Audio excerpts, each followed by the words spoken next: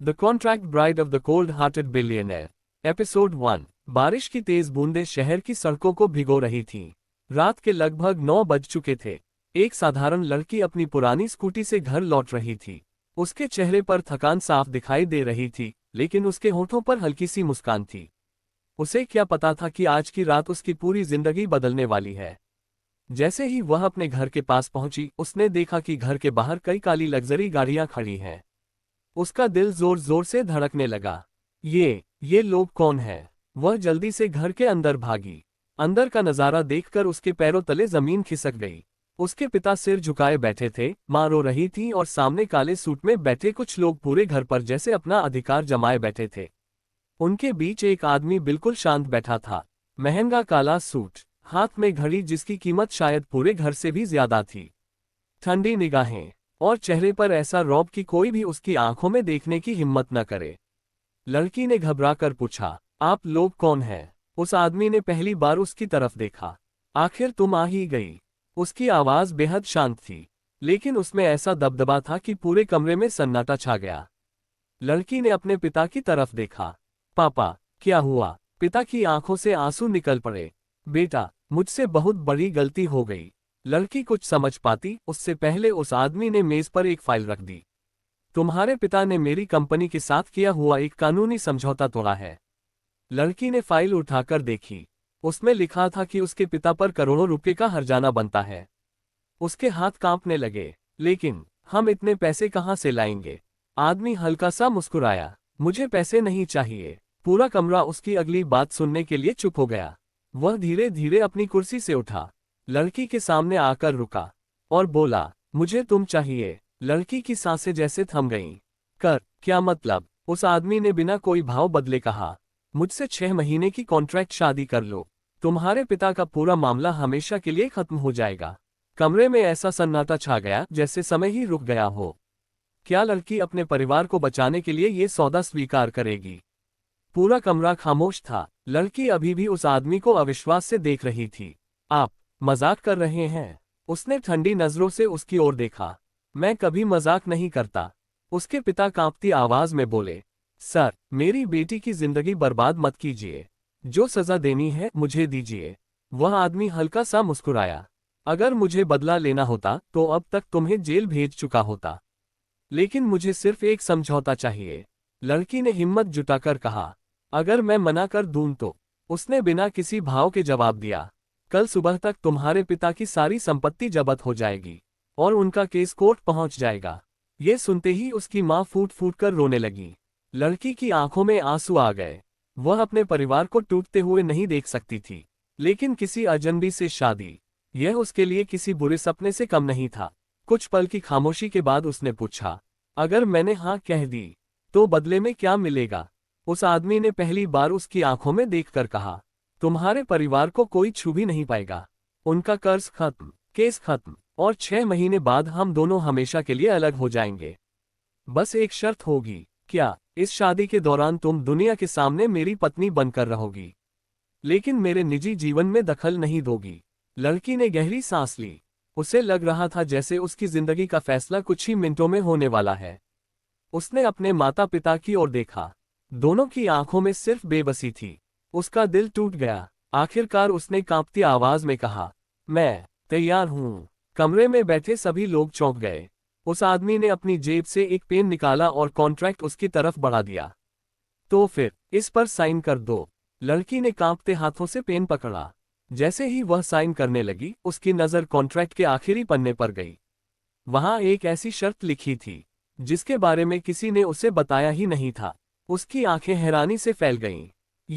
ये शर्त क्या है? वह आदमी हल्की मुस्कान के साथ बोला, काश तुमने साइन करने से पहले पूरा कॉन्ट्रैक्ट पढ़ लिया होता। जारी रहेगा। अगर कहानी पसंद आई हो तो लाइक, कमेंट और शेयर जरूर करें।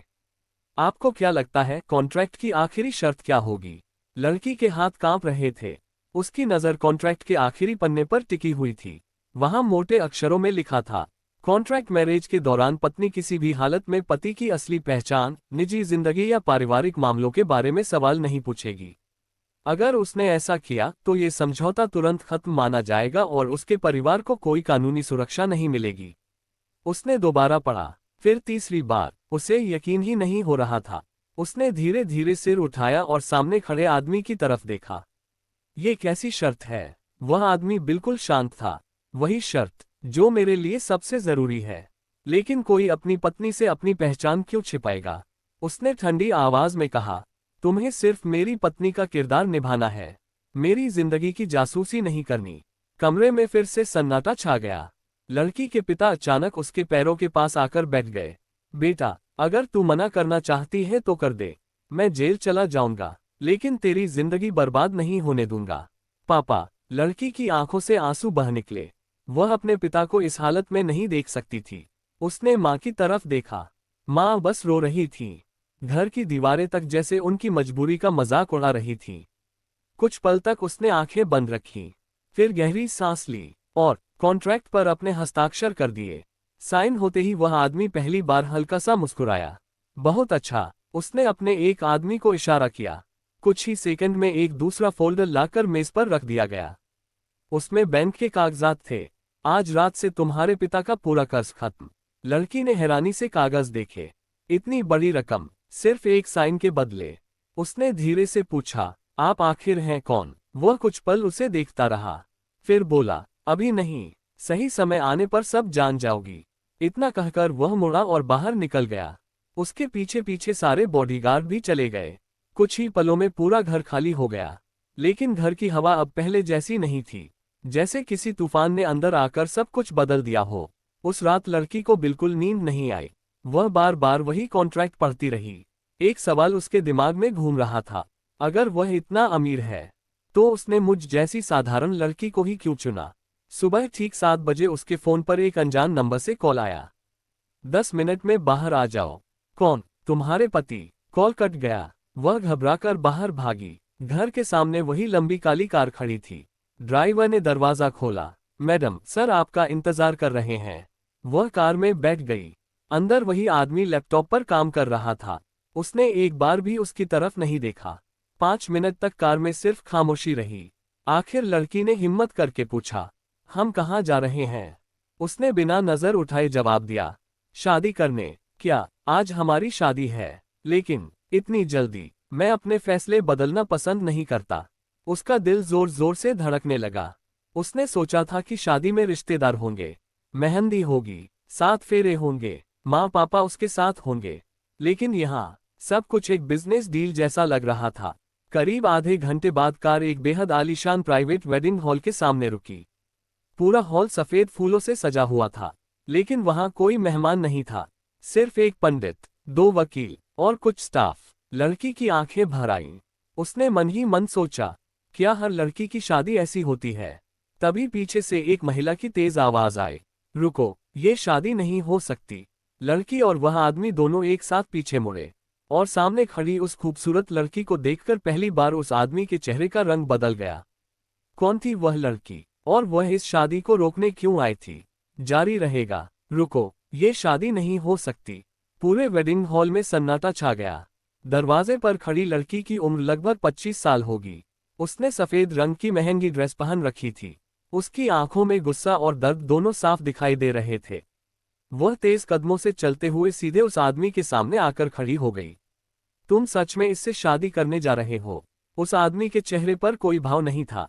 हाँ, बस एक शब्द। लेकिन उस एक शब्द ने सामने खड़ी लड़की की आंखों में आंसू ला दिए। तो हमारे 5 साल का रिश्ता इतना सस्ता था? लड़की ने हैरानी से दोनों की तरफ देखा। उसने सोचा, क्या ये इनकी होने वाली पत्नी थी? कुछ सेकंड तक कोई कुछ नहीं बोला। फिर उस आदमी ने गहरी सांस ली। रिया, मैंने तुम्हें पहले ही बता दिया था कि हमारे बीच सब खत्म हो चुका है। झूठ! रिया चिल्लाए, अगर सब खत्म हो गया था तो मुझे आज पता क्यों चला कि तुम किसी और से शादी कर रहे हो? वह आदमी शांत स्वर में बोला, क्योंकि मेरी जिंदगी के फैसले मैं खुद लेता हूँ। रिया की नजर पहली बार उस साधारण लड़की पर गई। उसने उसे ऊपर से नीचे तक देखा, फिर व्यंग्य से हंस पड़ी। तो यही है वो लड़की? आखिर इसमें ऐसा क्या है जो मुझ में नहीं था? लड़की असहज होकर एक कदम पीछे हट गई। उसे समझ नहीं आ रहा था कि वह क्या बोले। वह तो खुद इस शादी के लिए तैयार नहीं थी। रिया उसके पास आए, तुम्हें पता भी है तुम किससे शादी करने जा रही हो?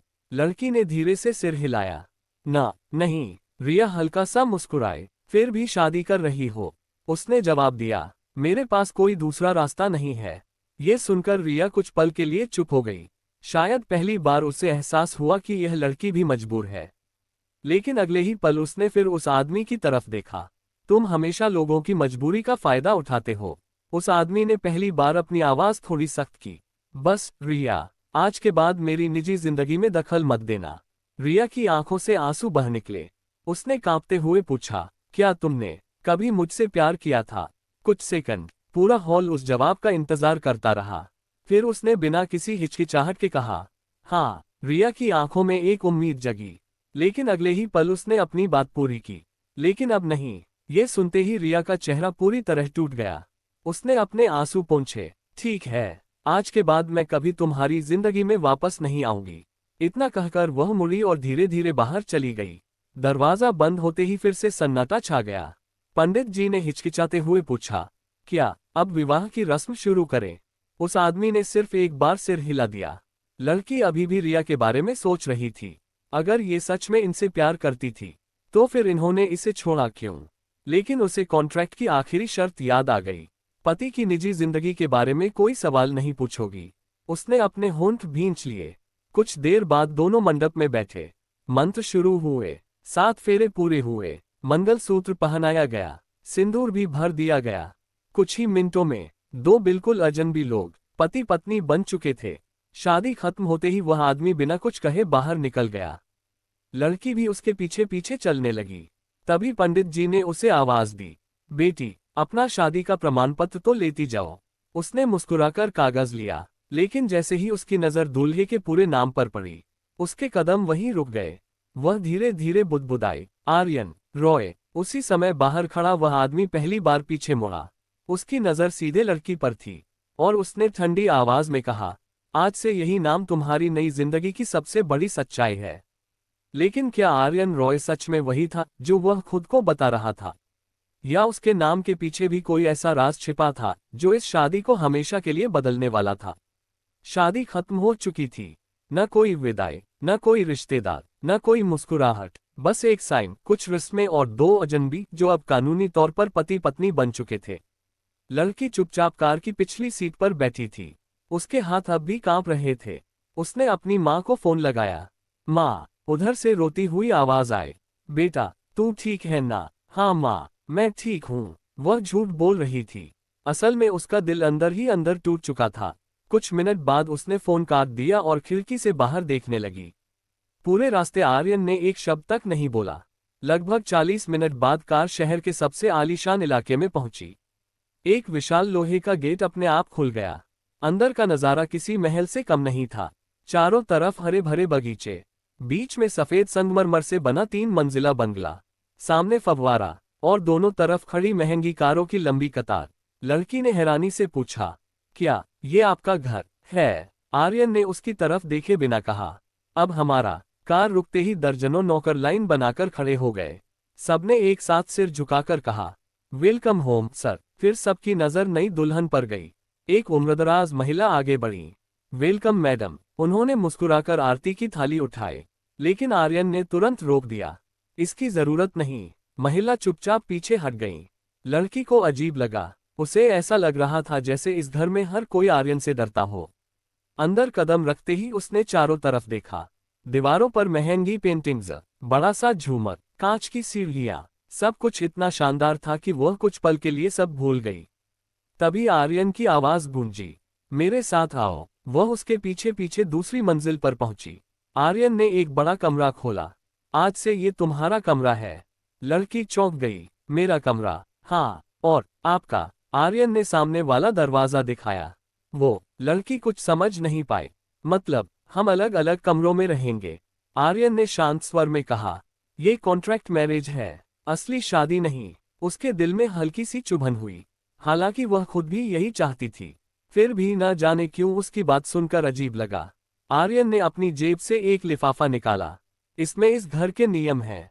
लड़की ने लिफाफा खोला। पहला नियम, मेरे काम में कभी दखल नहीं दोगी। दूसरा, मेरी निजी जिंदगी के बारे में कोई सवाल नहीं पूछोगी। तीसरा, बिना बताए घर से बाहर नहीं जाओगी। चौथा, मीडिया के सामने हमेशा मुस्कुराकर रहोगी। 5वां, 6 महीने पूरे होते ही हम दोनों हमेशा के लिए अलग हो जाएंगे। उसने गहरी सांस ली। और अगर मैं इनमें से कोई नियम तोड़ दूं, आर्यन ने उसकी आंखों में देखते हुए कहा, तो कॉन्ट्रैक्ट खत्म और तुम्हारे परिवार की सुरक्षा भी। लड़की ने चुपचाप सिर झुका लिया। आर्यन मुड़कर जाने लगा। तभी उसने धीरे से कहा, 1 मिनट। आर्यन रुक गया। क्या मैं अपने माता पिता से कभी कभी मिल सकती हूँ? पहली बार उसके चेहरे पर थोड़ी नरमी आई। हर रविवार। इतना कहकर वह चला गया। लड़की कमरे में अकेली रह गई। वह खिड़की के पास जाकर खड़ी हो गई। क्या यही मेरी नई जिंदगी है? उसकी आंखों से आंसू बहने लगे। उसी समय कमरे के दरवाजे पर हल्की सी दस्तक हुई। वही उम्रदराज महिला अंदर आई। मैडम, मैं इस घर की हाउसकीपर सावित्री हूँ। उन्होंने प्यार से कहा। डरिए मत, सब ठीक हो जाएगा। लड़की ने हल्की सी मुस्कान दी। लेकिन तभी सावित्री की नजर उसके गले में पड़े मंगलसूत्र पर गई। उनके चेहरे का रंग अचानक उड़ गया। उन्होंने कांपती आवाज में कहा, ना, नहीं, ये कैसे हो सकता है? बिल्कुल वैसा ही। क्या हुआ? लड़की ने पूछा। सावित्री तुरंत संभल गई। कुछ नहीं मैडम। लेकिन उनके चेहरे का डर साफ बता रहा था कि इस मंगलसूत्र से जुड़ा कोई ऐसा राज है जिसे इस घर में कोई याद नहीं करना चाहता। सावित्री जल्दी से कमरे से बाहर चली गई। लेकिन उनके चेहरे का डर लड़की के मन में कई सवाल छोड़ गया। उन्होंने मंगलसूत्र देखकर ऐसा क्यों कहा? क्या इस घर में पहले भी किसी की ऐसी शादी हुई थी? वह कुछ देर तक सोचती रही, लेकिन फिर उसे कॉन्ट्रैक्ट की शर्त याद आ गई। आर्यन की निजी जिंदगी के बारे में कोई सवाल नहीं। उसने खुद को समझाया और कपड़े बदलने लगी। थोड़ी देर बाद एक नौकरानी उसके लिए खाना लेकर आए। मैडम, सर आपका इंतजार डाइनिंग हॉल में कर रहे हैं। उसने हैरानी से पूछा। उन्होंने मेरा इंतजार किया? जी मैडम, सर कभी किसी का इंतजार नहीं करते। वह धीरे धीरे नीचे पहुंची। डाइनिंग टेबल इतनी बड़ी थी कि उस पर 20 लोग आराम से बैठ सकते थे। लेकिन पूरी टेबल पर सिर्फ 2 प्लेटें लगी थीं। एक तरफ आर्यन बैठा था। वह लैपटॉप पर किसी मीटिंग में व्यस्त था। लड़की चुपचाप सामने वाली कुर्सी पर बैठ गई। पूरा हॉल बिल्कुल शांत था। कुछ मिनट बाद आर्यन ने लैपटॉप बंद किया। खाना शुरू करो, उसने धीरे से पूछा। आप नहीं खाएंगे? मैं काम करते हुए खाता हूँ। उसने सिर हिलाया और खाना शुरू कर दिया। लेकिन कुछ ही देर बाद उसने देखा कि आर्यन ने प्लेट को हाथ तक नहीं लगाया। वह बस कॉफी पी रहा था। आप खाना क्यों नहीं खा रहे? आर्यन ने उसकी तरफ देखा। तुम्हें मेरी आदतों की चिंता करने की जरूरत नहीं। उसने तुरंत चुप्पी साध ली। उसे एहसास हो गया कि यह आदमी अपने चारों तरफ एक दीवार बनाकर रखता है। खाना खत्म होने के बाद आर्यन उठ गया। जाते जाते उसने कहा, कल शाम 7 बजे एक बिजनेस पार्टी है। तुम मेरे साथ चलोगी? लेकिन कोई बहाना नहीं। इतना कहकर वह चला गया। रात के लगभग 11 बजे थे। पूरे घर में सन्नाटा पसरा हुआ था। लड़की को नींद नहीं आ रही थी। वह कमरे से बाहर निकली और धीरे धीरे लंबे गलियारे में चलने लगी। तभी उसकी नजर एक दरवाजे पर पड़ी। बाकी कमरों की तरह वह दरवाजा खुला नहीं था। उस पर एक पुराना सा ताला लगा था। और सबसे अजीब बात, उस दरवाजे के बाहर रोज की तरह ताजे सफेद फूल रखे हुए थे। इतनी रात में यहाँ फूल कौन रखता है? वह अनजाने में दरवाजे के करीब चली गई। जैसे ही उसने हैंडल छूने के लिए हाथ बढ़ाया, मैडम, पीछे से सावित्री की घबराई हुई आवाज आई। वह चौंककर पीछे मुड़ी। सावित्री तेजी से उसके पास आई। कृपया इस कमरे के पास कभी मत आइए। क्यों? बस मत आइए। लेकिन इसमें है क्या? सावित्री की आंखें भर आईं। इस घर में कुछ दरवाजे ऐसे हैं जिन्हें बंद ही रहने देना बेहतर होता है। इतना कहकर उन्होंने उसका हाथ पकड़ा और उसे वहां से ले जाने लगी। तभी ऊपर की बालकनी से किसी के कदमों की आवाज आई। दोनों ने एक साथ ऊपर देखा। आर्यन खड़ा था। उसकी निगाह सीधे लड़की पर थी। उसके चेहरे पर पहली बार गुस्सा साफ दिखाई दे रहा था। वह धीरे धीरे सीढ़ियां उतरकर नीचे आया। मैंने तुम्हें क्या कहा था? उसकी आवाज बेहद ठंडी थी। लड़की घबरा गई। मैं तो बस ऐसे ही। ये घर देखने नहीं आए हो। अपने कमरे में जाओ। सावित्री बीच में बोली। सर, गलती मेरी थी। आर्यन ने बिना उनकी तरफ देखे कहा। सावित्री, अगली बार ऐसा हुआ तो उसकी जिम्मेदारी तुम्हारी होगी। सावित्री चुप हो गई। लड़की बिना कुछ बोले अपने कमरे में लौट आए। लेकिन आज उसके मन में एक नया सवाल पैदा हो चुका था। उस बंद कमरे में ऐसा क्या था जिसे देखकर आर्यन का हमेशा शांत रहने वाला चेहरा भी बदल गया। उधर रात के 2 बजे, जब पूरा घर सो चुका था, आर्यन अकेले उसी बंद कमरे के सामने खड़ा था। उसने जेब से एक पुरानी चाबी निकाली, ताला खोला और अंदर जाते हुए धीमे से कहा, मैंने वादा किया था, मैं किसी को भी तुम्हारी जगह नहीं लेने दूंगा। दरवाजा फिर से बंद हो गया। आखिर वह किससे बात कर रहा था? रात के 2 बजे। पूरे महल में सन्नाटा पसरा हुआ था, लेकिन उस बंद कमरे के अंदर हल्की सी रोशनी जल रही थी। आर्यन धीरे धीरे अंदर गया।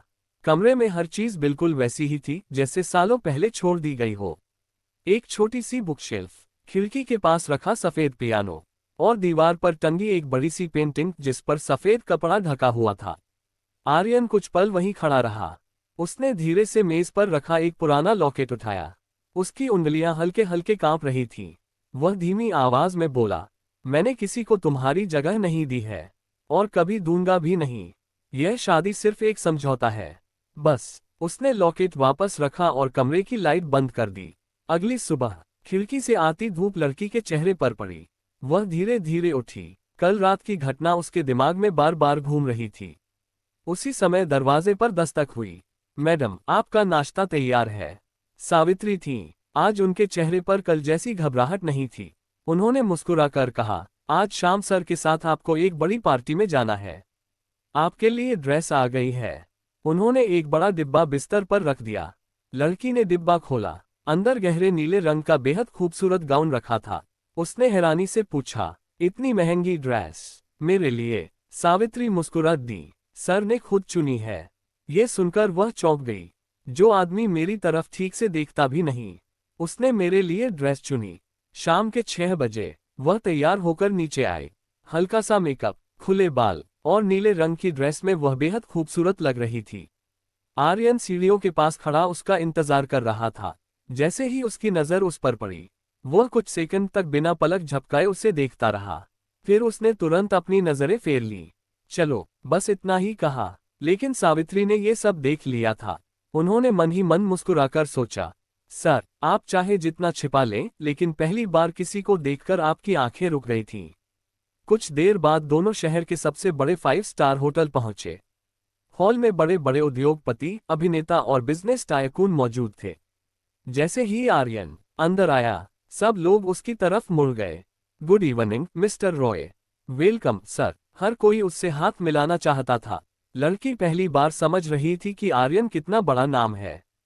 तभी पीछे से किसी महिला की आवाज आई, ओह, तो यही है आपकी नई पत्नी। दोनों पीछे मुड़े। करीब 50 साल की एक शाही व्यक्तित्व वाली महिला मुस्कुरा रही थी। उन्होंने लड़की के पास आकर कहा, तुम बहुत खूबसूरत हो, अपना नाम बताओ बेटा। लड़की ने मुस्कुराकर अपना नाम बताया। महिला ने प्यार से उसका हाथ पकड़ लिया। मैं आर्यन की बुआ हूँ। मैंने कभी नहीं सोचा था कि ये शादी भी करेगा। लड़की ने आश्चर्य से आर्यन की ओर देखा। आर्यन ने तुरंत बात बदल दी, बुआ, हमें थोड़ी देर में निकलना है। महिला मुस्कुराई, इतनी भी क्या जल्दी है? फिर उन्होंने धीरे से लड़की के कान में कहा, अगर कभी आर्यन को समझना हो तो उसके गुस्से को मत देखना, उसकी खामोशी को समझना। लड़की कुछ पूछ पाती उससे पहले अचानक पूरे हॉल की लाइटें बंद हो गईं। कुछ सेकंड बाद एक विशाल स्क्रीन जल उठी। स्क्रीन पर एक वीडियो चलने लगा। वीडियो में आर्यन किसी लड़की के साथ मुस्कुरा रहा था। दोनों एक दूसरे का हाथ पकड़े हुए थे। पूरा हॉल हैरानी से स्क्रीन देखने लगा। लड़की की नजर धीरे धीरे आर्यन की तरफ गई।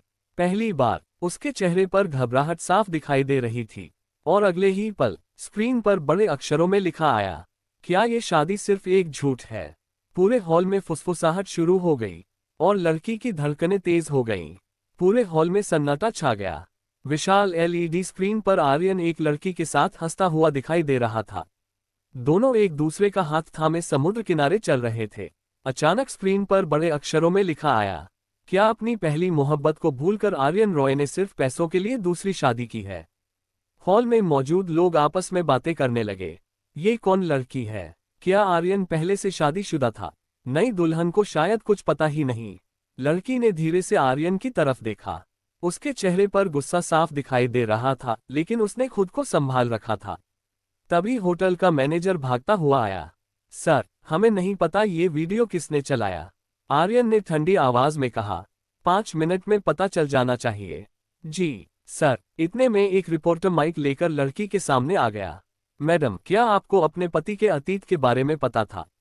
क्या ये शादी मजबूरी में हुई है? क्या आप दोनों सच में एक दूसरे से प्यार करते हैं? एक के बाद एक सवाल, कैमरों की फ्लैश, और लड़की पूरी तरह घबरा गई। उसे समझ नहीं आ रहा था कि क्या जवाब दे। उसी समय आर्यन आगे आया। उसने बिना कुछ कहे लड़की का हाथ पकड़ लिया। उसका हाथ बर्फ की तरह ठंडा था, लेकिन उसकी पकड़ मजबूत थी। वह रिपोर्टरों की तरफ देखकर बोला, मेरी पत्नी से कोई सवाल नहीं करेगा। उसकी आवाज इतनी सख्त थी कि कुछ सेकंड के लिए पूरा हॉल शांत हो गया। फिर उसने लड़की की तरफ देखा। चलो, दोनों तेजी से बाहर निकल गए। कार के अंदर अजीब सी खामोशी थी। लड़की खिड़की के बाहर देख रही थी। उसके मन में सैकड़ों सवाल थे, लेकिन वह कॉन्ट्रैक्ट की शर्त नहीं तोड़ना चाहती थी। कुछ देर बाद आर्यन ने खुद ही कहा, आज जो हुआ उसके लिए सॉरी। लड़की ने पहली बार हैरानी से उसकी तरफ देखा। उसे उम्मीद नहीं थी कि इतना सख्त इंसान कभी माफी भी मांग सकता है। इसमें आपकी गलती नहीं थी। आर्यन ने कोई जवाब नहीं दिया, बस आंखें बंद करके सीट से सिर टिका लिया। शायद वह भी अंदर से परेशान था। घर पहुंचते ही आर्यन सीधे अपने स्टडी रूम में चला गया। उधर लड़की अपने कमरे में आ गई, लेकिन उसे बिल्कुल नींद नहीं आ रही थी।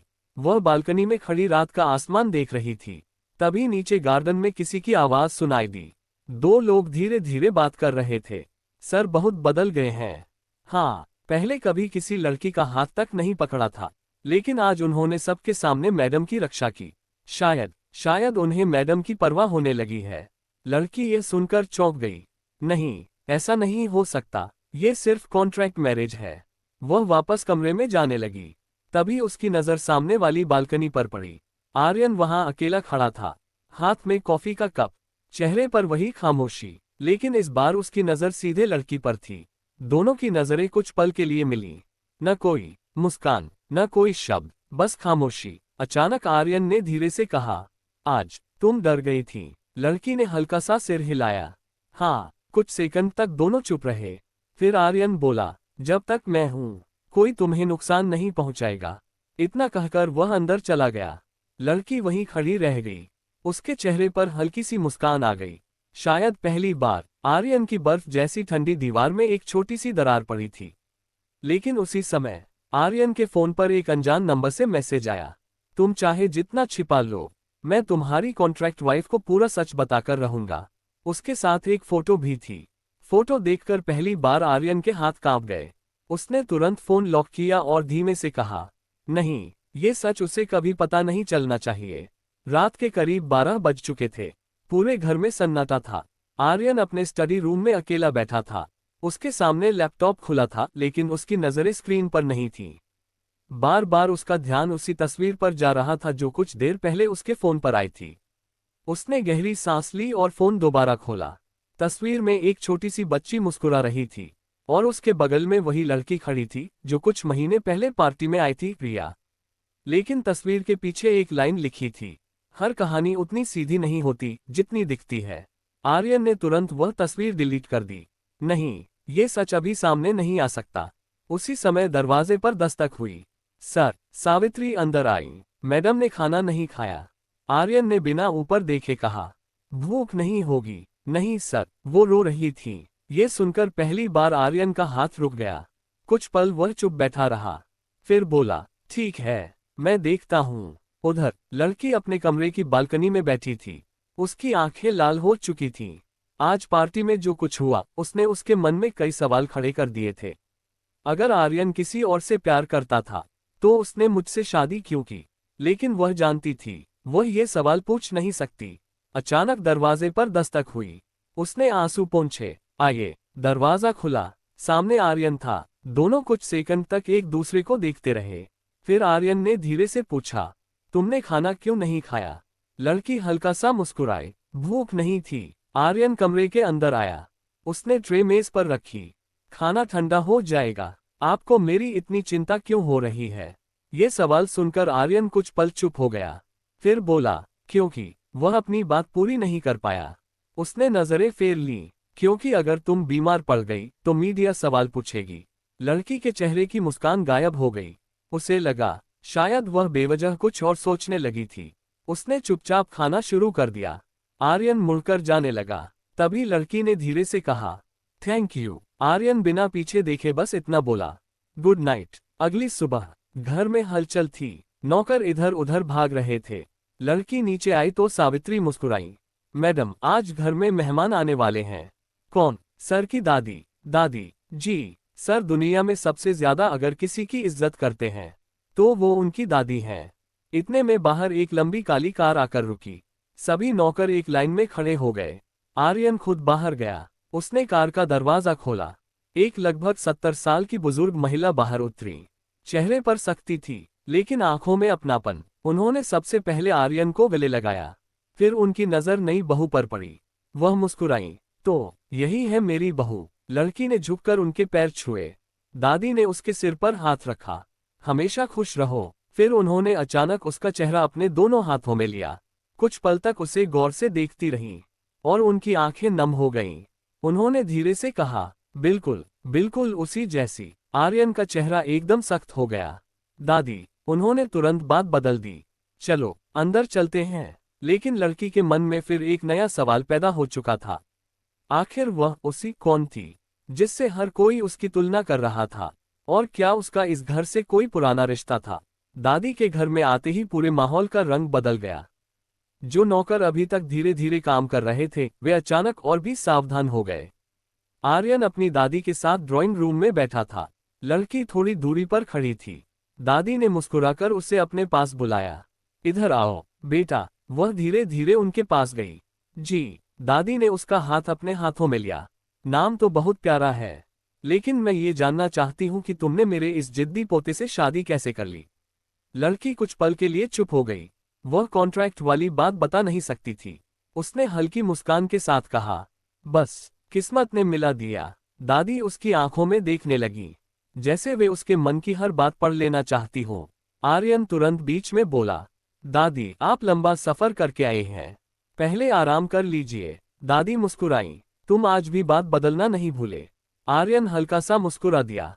ये पहली बार था जब लड़की ने उसे मुस्कुराते हुए देखा। तो ये मुस्कुराता भी है, उसने मन ही मन सोचा। दोपहर का समय। दादी अपने कमरे में आराम कर रही थी। सावित्री रसोई में थी। तभी लड़की भी वहां पहुंच गई। क्या मैं आपकी मदद करूं? सावित्री घबरा गई। अरे नहीं मैडम, आप क्यों काम करेगी? घर में नहीं हूं, कुछ तो सीखना चाहिए। सावित्री मुस्कुरा दी। दोनों मिलकर खाना बनाने लगी। उसी समय दादी बिना आवाज किए रसोई के दरवाजे पर आकर खड़ी हो गईं। वे चुपचाप दोनों को देखती रहीं। कुछ देर बाद उन्होंने आवाज लगाई, वाह, आज तो खाने की खुशबू ही अलग है। लड़की घबरा गई। दादी, मैंने बस थोड़ी सी मदद की है। दादी ने प्यार से कहा, यही तो सबसे बड़ी बात है। शाम को पूरा परिवार डाइनिंग टेबल पर बैठा। दादी ने पहली रोटी लड़की की प्लेट में रखी।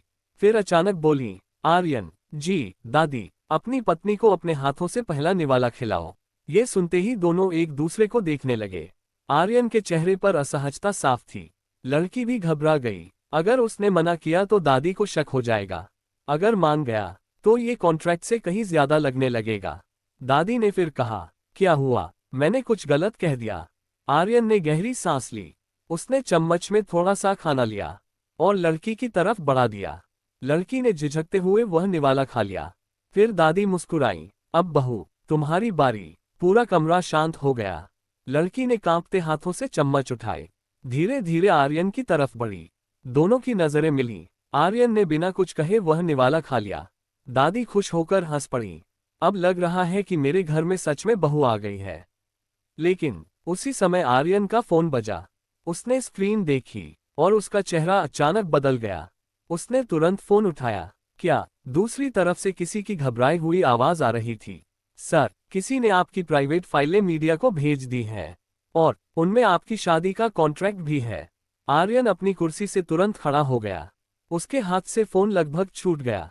अगर वह कॉन्ट्रैक्ट मीडिया तक पहुंच गया तो सिर्फ उसकी नहीं, उस लड़की की भी पूरी जिंदगी बर्बाद हो सकती थी। उसने पहली बार घबराकर लड़की की तरफ देखा। उसे कुछ भी पता नहीं था। वह दादी के साथ मुस्कुरा रही थी। आर्यन ने मन ही मन कहा, नहीं, इस बार मैं तुम्हें किसी भी कीमत पर टूटने नहीं दूंगा। आर्यन का चेहरा पहली बार पूरी तरह बदल गया। उसने फोन कसकर पकड़ लिया। किसने भेजी फाइल? दूसरी तरफ से जवाब आया, सर, अभी तक पता नहीं चल पाया, लेकिन अगर अगले 1 घंटे में इसे नहीं रोका गया तो कल सुबह हर न्यूज चैनल पर यही खबर होगी। आर्यन ने गहरी सांस ली। हर कीमत पर उसे रोको। Yes sir. फोन कट गया। वह कुछ सेकंड तक वहीं खड़ा रहा। उसकी नज़र सामने बैठी लड़की पर गई। वह दादी के साथ हंस रही थी। उसे देखकर आर्यन के मन में सिर्फ एक ही ख्याल आया, इसकी जिंदगी पहले ही बहुत मुश्किल रही है, अब इसे और दर्द नहीं होने दूंगा। उसने बिना कुछ कहे अपना कोट उठाया। दादी ने पूछा, इतनी रात को कहाँ जा रहे हो? ऑफिस में जरूरी काम है दादी। लेकिन खाना तो पूरा कर लो, भूख नहीं है। इतना कहकर वह तेजी से बाहर निकल गया। लड़की ने खिड़की से देखा। आर्यन की कार तेज रफ्तार से बंगले से बाहर निकल गई। उसे पहली बार महसूस हुआ कि कुछ बहुत बड़ा हुआ है, लेकिन क्या, वह समझ नहीं पा रही थी। रात के 11 बजे आर्यन अपनी कंपनी के हेड ऑफिस पहुंच चुका था। कॉन्फ्रेंस रूम में उसकी पूरी लीगल टीम और आईटी टीम मौजूद थी। सभी के चेहरे पर तनाव साफ दिखाई दे रहा था। एक कर्मचारी बोला, सर, जिसने भी सिस्टम हैक किया है उसे कंपनी की अंदरूनी जानकारी थी। मतलब? आर्यन की आवाज ठंडी हो गई। हमारे अपने लोगों में से कोई? सभी ने सिर झुका लिया। तभी स्क्रीन पर एक ईमेल खुला। उसमें लिखा था, अगर अपनी कॉन्ट्रैक्ट वाइफ को सच से बचाना चाहते हो तो कल शाम 5 बजे अकेले पुराने लेक व्यू कैफे में आना। नीचे सिर्फ एक अक्षर लिखा था, के। आर्यन की मुट्ठियां भींच गईं। आखिर ये के है कौन? उधर बंगले में रात के 12 बज चुके थे। लड़की को बिल्कुल नींद नहीं आ रही थी। वह पानी पीने नीचे गई। जैसे ही वह वापस लौट रही थी, उसे स्टडी रूम का दरवाजा थोड़ा खुला दिखाई दिया। वह अनजाने में अंदर चली गई। कमरे में कोई नहीं था। टेबल पर कई फाइलें रखी थीं। तभी एक फोटो फ्रेम उसकी नजर में आया। उसने उसे उठाया। फोटो में आर्यन था और उसके साथ एक बुजुर्ग महिला। वह मुस्कुरा रहे थे। लड़की भी मुस्कुरा दी। शायद ये इनकी दादी के साथ पुरानी तस्वीर होगी। तभी एक कागज हवा से उड़कर उसके पैरों के पास आ गिरा। उसने झुककर उसे उठाया। उस पर लिखा था, मैरिज कॉन्ट्रैक्ट। उसका दिल तेजी से धड़कने लगा। क्या ये उसी शादी का कॉन्ट्रैक्ट था? वह पहला पन्ना खोलने ही वाली थी कि पीछे से एक सख्त आवाज आई, उसे वहीं रख दो। उसके हाथ कांप गए। वह धीरे धीरे पीछे मुड़ी। दरवाजे पर आर्यन खड़ा था। उसकी आंखों में गुस्सा नहीं, बल्कि डर था। पहली बार उसे किसी चीज के खो जाने का डर महसूस हो रहा था। लड़की ने धीरे से पूछा, मैं? बस ऐसे ही। आर्यन उसके पास आया। उसने बहुत शांत आवाज में कहा, कुछ चीजें जितनी कम पता हो उतना अच्छा होता है। उसने कॉन्ट्रैक्ट उसके हाथ से लिया और दराज में बंद कर दिया। दोनों कुछ पल तक एक दूसरे को देखते रहे। फिर लड़की ने धीरे से कहा, आप मुझसे कुछ छिपा रहे हैं, है ना? आर्यन ने उसकी आंखों में देखा। उसके होंठ हिले, जैसे वह पहली बार सच बोल देना चाहता हो। लेकिन तभी उसका फोन फिर बज उठा। स्क्रीन पर वही नाम चमक रहा था, अननोन नंबर। आर्यन ने कॉल उठाए। दूसरी तरफ से सिर्फ एक वाक्य सुनाई दिया, कल शाम तक अगर तुम नहीं आए तो तुम्हारी पत्नी को तुम्हारे अतीत का हर सच पता चल जाएगा। कॉल कट गई। आर्यन का चेहरा सख्त हो गया। उसे अब समझ आ चुका था, ये खेल सिर्फ उसके खिलाफ नहीं था, अब इस खेल का निशाना उसकी कॉन्ट्रैक्ट वाइफ भी बन चुकी थी। आर्यन कुछ देर तक फोन की स्क्रीन को देखता रहा। उसकी मुट्ठियां इतनी कस चुकी थीं कि हाथ की नसें साफ दिखाई दे रही थीं। लड़की ने पहली बार उसके चेहरे पर डर देखा था। गुस्सा, सख्ती, घमंड, ये सब उसने पहले भी देखा था, लेकिन डर कभी नहीं। वह धीरे से बोली, सब ठीक है। आर्यन ने तुरंत फोन जेब में रख लिया। हाँ, लेकिन आपके चेहरे से तो। मैंने कहा ना, सब ठीक है। उसकी आवाज फिर से ठंडी हो गई। लड़की चुप हो गई। वह बिना कुछ बोले कमरे से बाहर निकल गई। लेकिन जाते जाते उसने एक बात नोटिस की, आर्यन की उंगलियां अब भी कांप रही थीं। अगली सुबह घर का माहौल सामान्य था। दादी मंदिर में पूजा कर रही थी। सावित्री रसोई में थी। आर्यन नाश्ता किए बिना ऑफिस जाने लगा। तभी दादी ने आवाज लगाए, आर्यन। वह रुक गया। जी दादी, बहू को आज शहर घुमा लाओ। दादी, आज मेरी बहुत जरूरी मीटिंग है। दादी मुस्कुराई। मीटिंग रोज होती है, बीवी पहली बार घर आई है। आर्यन कुछ नहीं बोला। उसे समझ आ गया, दादी के सामने बहाना नहीं चलेगा।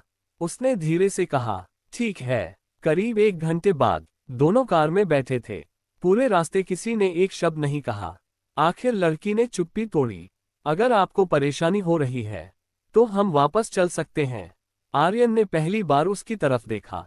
तुम्हें कहाँ जाना है? लड़की कुछ पल सोचती रही, फिर मुस्कुराकर बोली, किसी महंगे मॉल में नहीं, बस किसी किताबों की दुकान पर।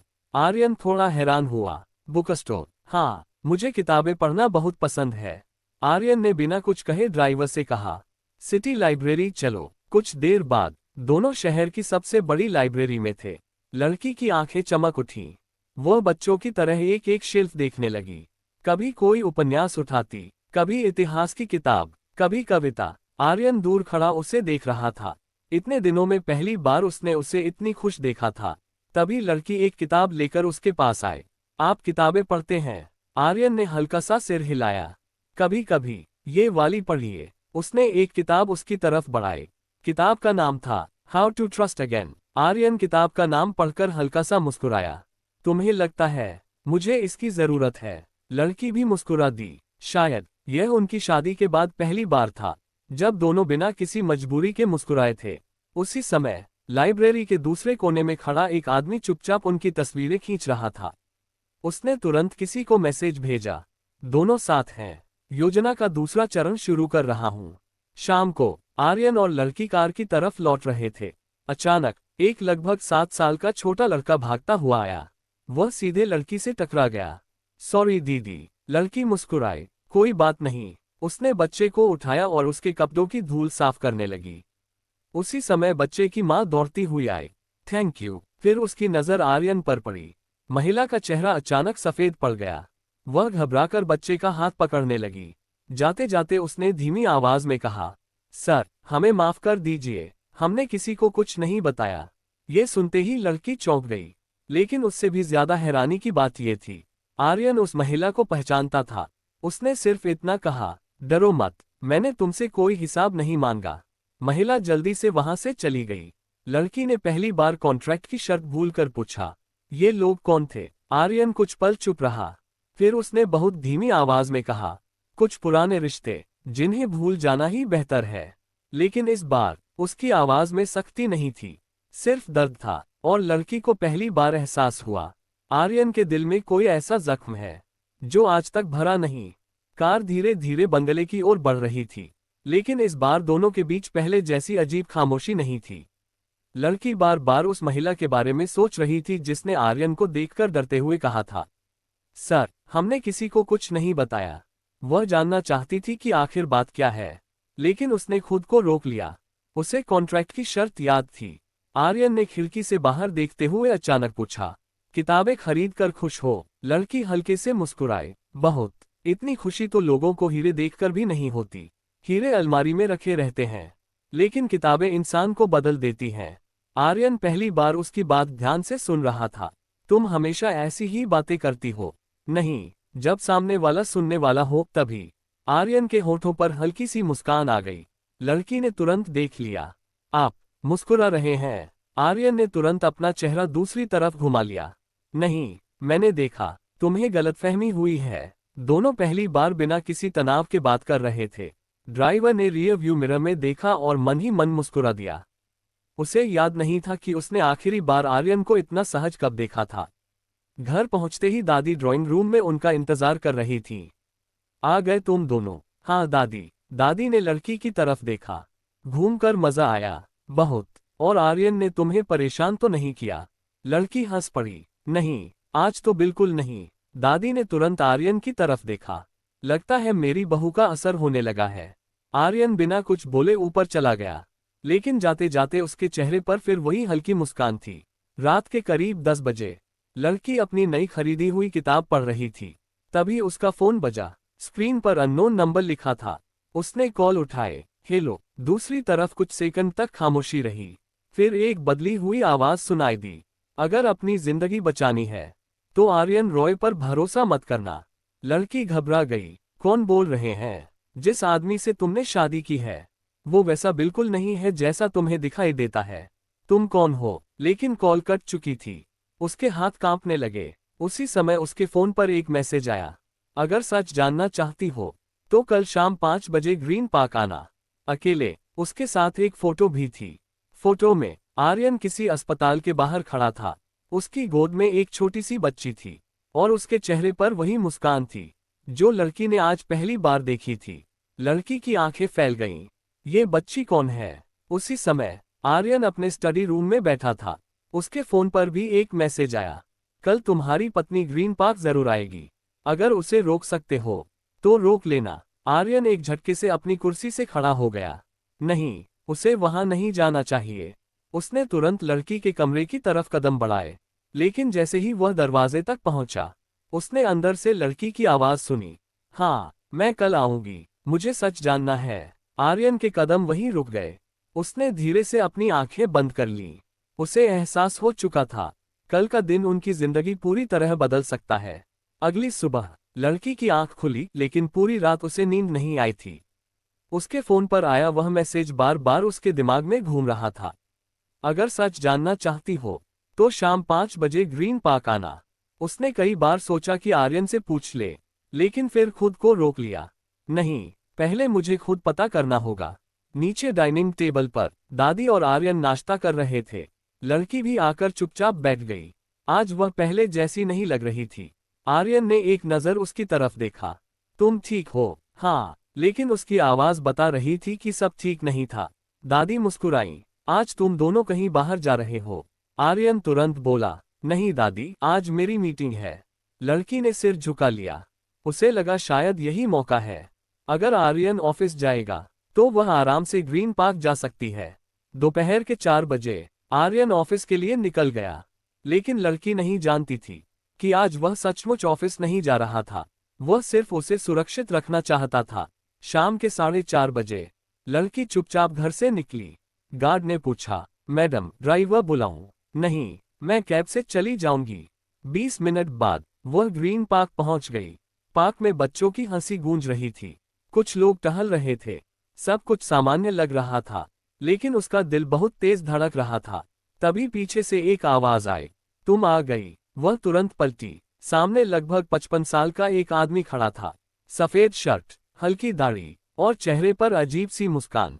आपने मुझे बुलाया था? उसने सिर हिलाया। हाँ, आप कौन है? इतना समझ लो, मैं उस इंसान को बहुत अच्छी तरह जानता हूं जिससे तुमने शादी की है। लड़की का दिल जोर से धड़का। आप क्या कहना चाहते हैं? उस आदमी ने अपनी जेब से एक पुरानी तस्वीर निकाली।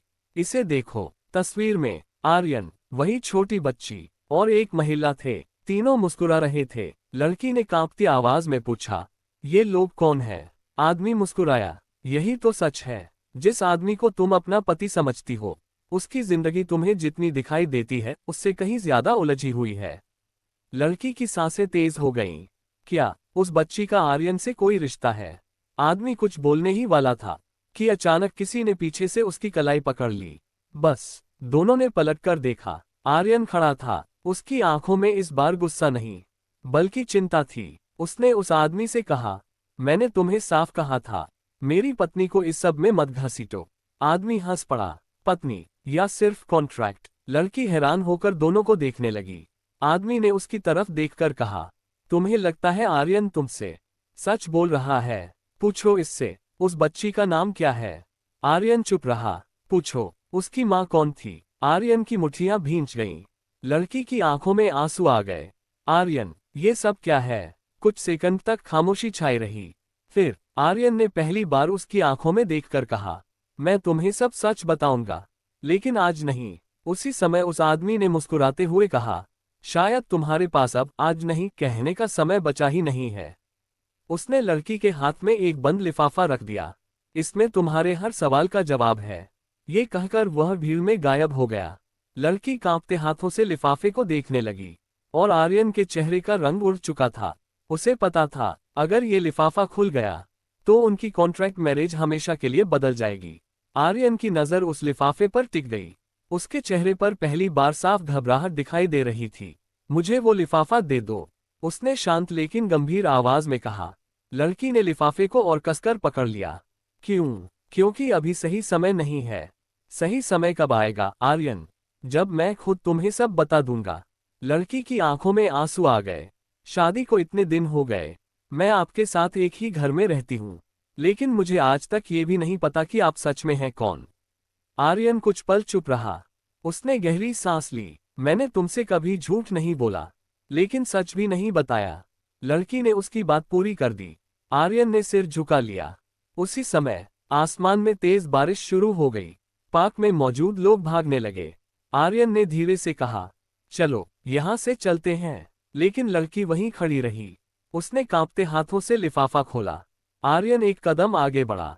मत खोलो, लेकिन तब तक देर हो चुकी थी। लिफाफे के अंदर सिर्फ एक कागज था। उस पर लिखा था, अगर तुम सच जानना चाहती हो तो आज रात 8 बजे ब्लू ऑर्किड कैफे आना। वहां तुम्हें वह इंसान मिलेगा जो आर्यन रॉय का पूरा अतीत जानता है। अकेले आना, वरना तुम्हें कभी सच नहीं मिलेगा। नीचे फिर वही अक्षर लिखा था कि लड़की ने कागज पढ़कर आर्यन की तरफ देखा। अब भी कहेंगे कि मुझे कुछ नहीं जानना चाहिए, आर्यन ने बहुत धीमी आवाज में कहा। कुछ सच इंसान की जिंदगी बदल देते हैं, और कुछ झूठ भी, लड़की ने जवाब दिया। दोनों बिना कुछ बोले कार में बैठ गए। पूरा रास्ता सिर्फ बारिश की आवाज सुनाई दे रही थी। घर पहुंचते ही लड़की सीधे अपने कमरे में चली गई। आर्यन अपने स्टडी में, लेकिन आज दोनों में से कोई भी शांत नहीं था। रात के 7 बजे सावित्री खाना लेकर लड़की के कमरे में आई।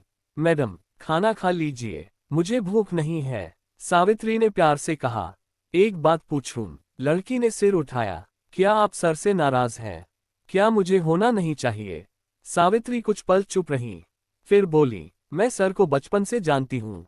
उन्होंने कभी किसी का दिल जानबूझकर नहीं दुखाया, लेकिन उन्होंने अपना दर्द कभी किसी को नहीं बताया। क्या इतना बड़ा दर्द है उनके पास? सावित्री की आंखें नम हो गईं।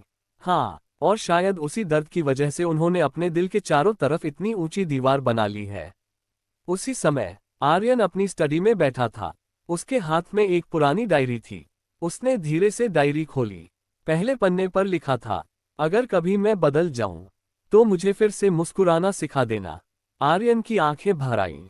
उसने डायरी बंद कर दी। धीरे से बोला, शायद अब बहुत देर हो चुकी है। तभी उसका फोन बजा। दूसरी तरफ वही अनजान आवाज थी, आर्यन, अगर आज रात तुम्हारी पत्नी ब्लू ऑर्किड कैफे पहुंची तो मैं उसे सब कुछ बता दूंगा। आर्यन ने पहली बार गुस्से में कहा, तुम चाहते क्या हो? दूसरी तरफ से सिर्फ एक जवाब आया, मैं चाहता हूं कि इस बार सच जीते। कॉल कट गया। आर्यन तुरंत अपनी कुर्सी से उठा। उधर लड़की ने भी घड़ी की तरफ देखा। शाम के 7:45। उसने चुपचाप अपना बैग उठाया और कमरे का दरवाजा खोल दिया। उसे बिल्कुल नहीं पता था कि उसी समय आर्यन भी उसे रोकने के लिए घर से निकल चुका था। क्या लड़की ब्लू ऑर्किड कैफे पहुंच पाएगी, या आर्यन उसे सच जानने से पहले रोक देगा? रात के ठीक 7:55 बजे हल्की हल्की बारिश अभी भी हो रही थी। लड़की ने चुपचाप बंगले का पिछला गेट खोला और बाहर निकल गई। वह नहीं चाहती थी कि दादी या सावित्री को उसके जाने का पता चले। उसने सड़क पर खड़ी एक कैब रोकी। ब्लू ऑर्किड कैफे चलिए। कैब आगे बढ़ गई। उसे बिल्कुल अंदाजा नहीं था कि कुछ दूरी पर एक काली कार उसका पीछा कर रही थी।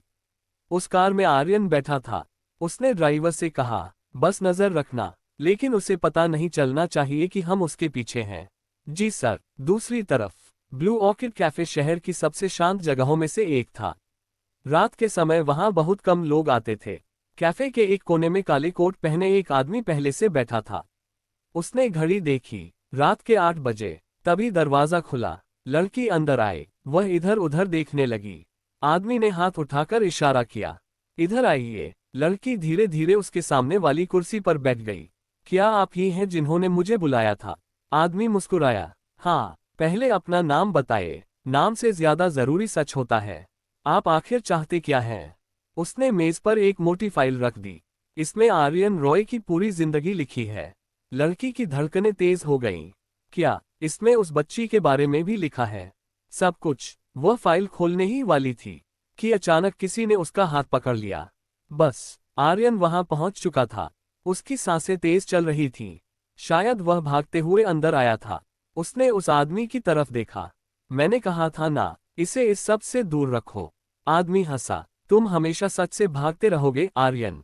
मैं सच से नहीं। आर्यन ने लड़की की तरफ देखा। उद्धरण चिन्ह डॉट डॉट डॉट। इसे दर्द से बचा रहा हूं। लड़की अब दोनों के बीच खड़ी थी। उसकी आंखों में आंसू थे। बस, अब बहुत हो गया। कोई मुझे बताएगा कि आखिर चल क्या रहा है? पूरा कैफे शांत हो गया। आदमी ने धीरे से कहा, ठीक है, तो शुरुआत एक सवाल से करते हैं। उसने लड़की की तरफ देखा। क्या तुम्हें पता है कि तुम्हारी शादी जिस दिन हुई थी, उद्धरण चिन्ह डॉट डॉट डॉट, उसी दिन आर्यन ने अपनी सबसे बड़ी कसम तोड़ी थी? लड़की ने हैरानी से आर्यन की तरफ देखा। कौन सी कसम? आर्यन ने आंखें बंद कर ली। कुछ सेकंड बाद उसने धीमी आवाज में कहा, मैंने कसम खाई थी उद्धरण चिन्ह ... कि मैं अपनी जिंदगी में दोबारा कभी शादी नहीं करूंगा। लेकिन क्यों? लड़की ने पूछा। इस बार आर्यन ने जवाब देने की बजाय सामने बैठे आदमी से कहा, तुम चले जाओ। नहीं, आज फैसला ये करेगी कि इसे सच जानना है या नहीं। लड़की ने बिना एक पल गंवाए कहा, मुझे सच जानना है। आर्यन कुछ देर तक उसे देखता रहा। फिर उसने अपनी जेब से बटुआ निकाला। उसमें से एक पुरानी हल्की सी मुड़ी हुई तस्वीर निकाली। उसने तस्वीर लड़की के सामने रख दी। तस्वीर में एक छोटी सी बच्ची, एक मुस्कुराती हुई महिला और उनके बीच खड़ा आर्यन। तीनों बेहद खुश दिखाई दे रहे थे। लड़की की आवाज कांप गई। ये कौन है? आर्यन ने गहरी सांस ली। उसकी आंखें नम हो चुकी थीं और उसने पहली बार अपने अतीत का दरवाजा खोलते हुए कहा, ये कहानी मेरी नहीं, मेरे टूटे हुए परिवार की है।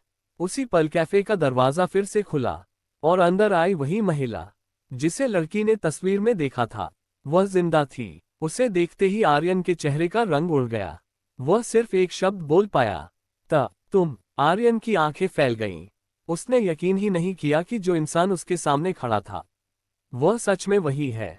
तुम। कैफे में मौजूद लड़की भी हैरानी से उस महिला को देख रही थी। महिला धीरे धीरे उनकी तरफ बढ़ी। उसकी आंखों में आंसू थे। हेलो आर्यन। आर्यन की आवाज भारी हो गई। तुम यहाँ कैसे? महिला हल्का सा मुस्कुराए। जिस सच से तुम इतने साल भागते रहे, आज उसी सच ने मुझे तुम्हारे सामने खड़ा कर दिया। लड़की अब कुछ समझ नहीं पा रही थी। उसने धीरे से पूछा, क्या आप दोनों एक दूसरे को जानते हैं? महिला ने उसकी तरफ देखा। हाँ, बहुत अच्छी तरह। फिर उसने अपना हाथ आगे बढ़ाया। मेरा नाम अनन्या है। लड़की ने धीरे से उसका हाथ मिलाया। मैं। अनन्या मुस्कुराई। मुझे पता है तुम कौन हो। तुम आर्यन की पत्नी हो। आर्यन ने तुरंत कहा, बस अनन्या, अब और कुछ मत कहना। लेकिन अनन्या ने उसकी बात अनसुनी कर दी। कब तक छिपाओगे? एक दिन तो इसे सब पता चलना ही था। लड़की की धड़कनें तेज हो चुकी थीं। कोई मुझे बताएगा कि आखिर सच क्या है? अनन्या ने गहरी सांस ली।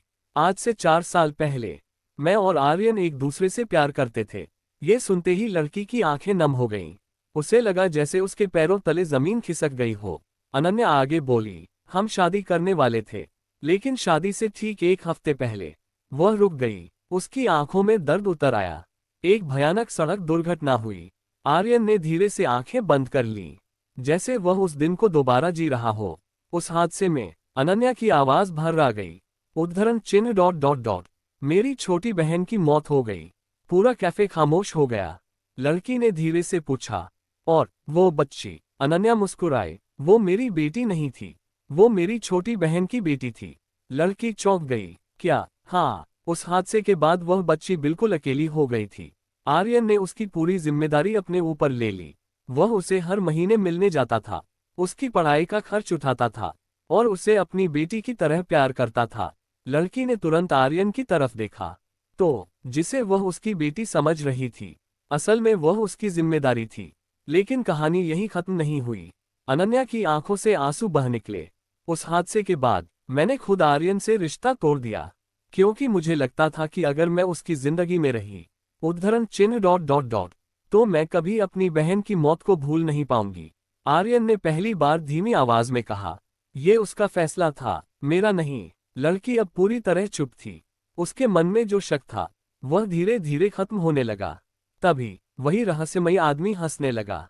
वाह, कितनी भावुक कहानी है। लेकिन ये पूरी कहानी नहीं है। आर्यन का चेहरा फिर सख्त हो गया। चुप रहो। आदमी ने मेज पर एक और फाइल रख दी। अगर सच बताना ही है तो पूरा सच बताओ। उसने फाइल खोलकर एक दस्तावेज लड़की के सामने रख दिया। उस दस्तावेज के ऊपर बड़े अक्षरों में लिखा था, कॉन्फिडेंशियल विल, गोपनीय वसीयत। नीचे लिखा था, अगर आर्यन रॉय अगले 6 महीने के अंदर शादी नहीं करेगा तो रॉय ग्रुप की पूरी संपत्ति उसके नाम से हटाकर ट्रस्ट को दे दी जाएगी। लड़की के हाथ कांपने लगे। उसने धीरे धीरे आर्यन की तरफ देखा। तो क्या आपने मुझसे शादी, उद्धरण चिन्ह ... सिर्फ अपनी कंपनी बचाने के लिए की? आर्यन चुप रहा। उसकी खामोशी ही उसका जवाब बन गई। लड़की की आंखों से आंसू बह निकले। उसने कांपती आवाज में कहा, तो मैं सिर्फ एक सौदा थी। आर्यन ने तुरंत उसकी तरफ कदम बढ़ाया। नहीं, बात वैसी नहीं है। लेकिन लड़की एक कदम पीछे हट गई। उसी समय कैफे के बाहर तेज बारिश शुरू हो गई, और पहली बार उन दोनों के बीच सिर्फ दूरी नहीं, बल्कि भरोसा भी टूटने लगा। कैफे के बाहर मूसलाधार बारिश हो रही थी। अंदर लड़की की आंखों से लगातार आंसू बह रहे थे। उसके हाथ अब भी उस वसीयत की कॉपी पकड़े हुए थे। उसने एक बार फिर पढ़ा, अगर आर्यन रॉय 6 महीने के अंदर शादी नहीं करेगा तो रॉय ग्रुप की पूरी संपत्ति उसके नाम से हटाकर ट्रस्ट को दे दी जाएगी। उसने धीरे धीरे सिर उठाया। उसकी आंखें सीधे आर्यन पर थीं। तो इसी वजह से आपने मुझसे शादी की? आर्यन कुछ नहीं बोला। उसकी खामोशी ने लड़की का दिल और तोड़ दिया। बोलिए आर्यन, क्या मैं सिर्फ आपकी कंपनी बचाने का जरिया थी? आर्यन ने गहरी सांस ली। हाँ, एक शब्द, लेकिन उस एक शब्द ने लड़की की दुनिया हिला दी। उसकी आंखों से आंसू और तेजी से बहने लगे। लेकिन पूरी बात सुनो, आर्यन ने आगे कहा। नहीं, लड़की चीख पड़ी। अब सुनने के लिए बचा ही क्या है? मैंने अपना घर छोड़ा, अपनी जिंदगी बदल दी, और आपके लिए मैं सिर्फ एक कॉन्ट्रैक्ट थी। पूरा कैफे उनकी तरफ देखने लगा। अनन्या चुपचाप खड़ी थी। रहस्यमयी आदमी के चेहरे पर जीत की मुस्कान थी। यही तो वह चाहता था। आर्यन ने धीरे से कहा, अगर सिर्फ कंपनी बचानी होती तो मैं किसी भी लड़की से शादी कर सकता था। लड़की ने आंसू पोंछते हुए पूछा, फिर मैं ही क्यों? आर्यन पहली बार उसकी आंखों में देखकर बोला, क्योंकि तुमने उस दिन मेरे सामने अपने पिता के लिए जो किया, उसने मुझे मेरी माँ की याद दिला दी। लड़की हैरानी से उसे देखने लगी। तुम अपने परिवार के लिए सब कुछ छोड़ने को तैयार थी। ऐसा इंसान किसी का इस्तेमाल नहीं करता, ऐसा इंसान भरोसा निभाता है। इसलिए मैंने तुम्हें चुना। लड़की की आंखों में अब भी दर्द था। लेकिन आपने मुझे सच क्यों नहीं बताया? आर्यन ने सिर झुका लिया। क्योंकि मुझे डर था कि तुम मना कर दोगी। इतने में वह रहस्यमयी आदमी जोर से हंसा। वाह आर्यन, आज भी आधा सच बोल रहे हो। आर्यन की आंखों में गुस्सा उतर आया। बस, लेकिन आदमी नहीं रुका। उसने जेब से एक पेन ड्राइव निकाली। इसमें वो वीडियो है जिसे देखने के बाद तुम्हारी पत्नी खुद फैसला करेगी कि तुम कितने अच्छे इंसान हो। लड़की ने पेन ड्राइव की तरफ देखा। कौन सा वीडियो? आदमी मुस्कुराया। 4 साल पहले हुई उस दुर्घटना का। अनन्या अचानक घबरा गई। नहीं, वो वीडियो इसे मत दिखाओ। लेकिन आदमी ने उसकी बात नहीं सुनी। वह पेन ड्राइव लड़की की तरफ बढ़ाने ही वाला था कि आर्यन ने उसका हाथ पकड़ लिया। दोनों की नजरें एक दूसरे से टकराईं। आदमी धीमे से बोला, सच से कब तक भागोगे? आर्यन ने पहली बार सख्त आवाज में कहा, मैं सच से नहीं भाग रहा। मैं इसे उस दर्द से बचा रहा हूं जो इसकी जिंदगी बदल देगा। लड़की ने दोनों के बीच आकर कहा, बस, अब फैसला मैं करूंगी। उसने पेन ड्राइव अपने हाथ में ले ली। पूरा कैफे शांत हो गया। आर्यन ने धीरे से कहा, कृपया मत देखो। लड़की ने उसकी तरफ देखा। अगर हमारे रिश्ते को आगे बढ़ना है तो उसकी नींव झूठ पर नहीं हो सकती। उसने पेन ड्राइव अपने बैग में रख ली। मैं ये वीडियो देखूंगी, लेकिन अकेले। ये कहकर वह मुड़ी और कैफे से बाहर निकल गई। आर्यन उसके पीछे भागा, लेकिन जब तक वह बाहर पहुंचा, वह टैक्सी में बैठकर जा चुकी थी। बारिश की बूंदें आर्यन के चेहरे पर गिर रही थीं। वह सड़क के बीचों बीच खड़ा बस उसी टैक्सी को दूर जाते हुए देखता रह गया। उसी समय उसके फोन पर एक मैसेज आया। पहला कदम पूरा हुआ, अब अगला खेल शुरू होगा। मैसेज भेजने वाले का नाम अब पहली बार स्क्रीन पर दिखाई दिया। कबीर। आर्यन ने दांत भींच लिए। तो आखिर तुम वापस आ ही गए, कबीर। उसकी आंखों में इस बार डर नहीं था, बल्कि अपने रिश्ते को बचाने का इरादा था। तेज बारिश अभी भी रुकने का नाम नहीं ले रही थी। आर्यन सड़क के बीचों बीच खड़ा था। उसकी आंखों के सामने बस एक ही दृश्य बार बार घूम रहा था। वह टैक्सी जिसमें उसकी कॉन्ट्रैक्ट वाइफ बैठकर उससे दूर चली गई थी। उसने मुट्ठियां भींच लीं। कबीर, इस बार मैं तुम्हें जीतने नहीं दूंगा। उधर टैक्सी में बैठी लड़की लगातार रो रही थी। ड्राइवर ने रियर व्यू मिरर में देखा। मैडम, सब ठीक है। उसने जल्दी से आंसू पोंछ लिए। हाँ, बस थोड़ा सिर दर्द है। लेकिन उसके दिल में जो दर्द था, उसका इलाज किसी दवा से नहीं हो सकता था। उसने बैग खोला। पेन ड्राइव अब भी अंदर रखी थी। उसने उसे हाथ में लिया।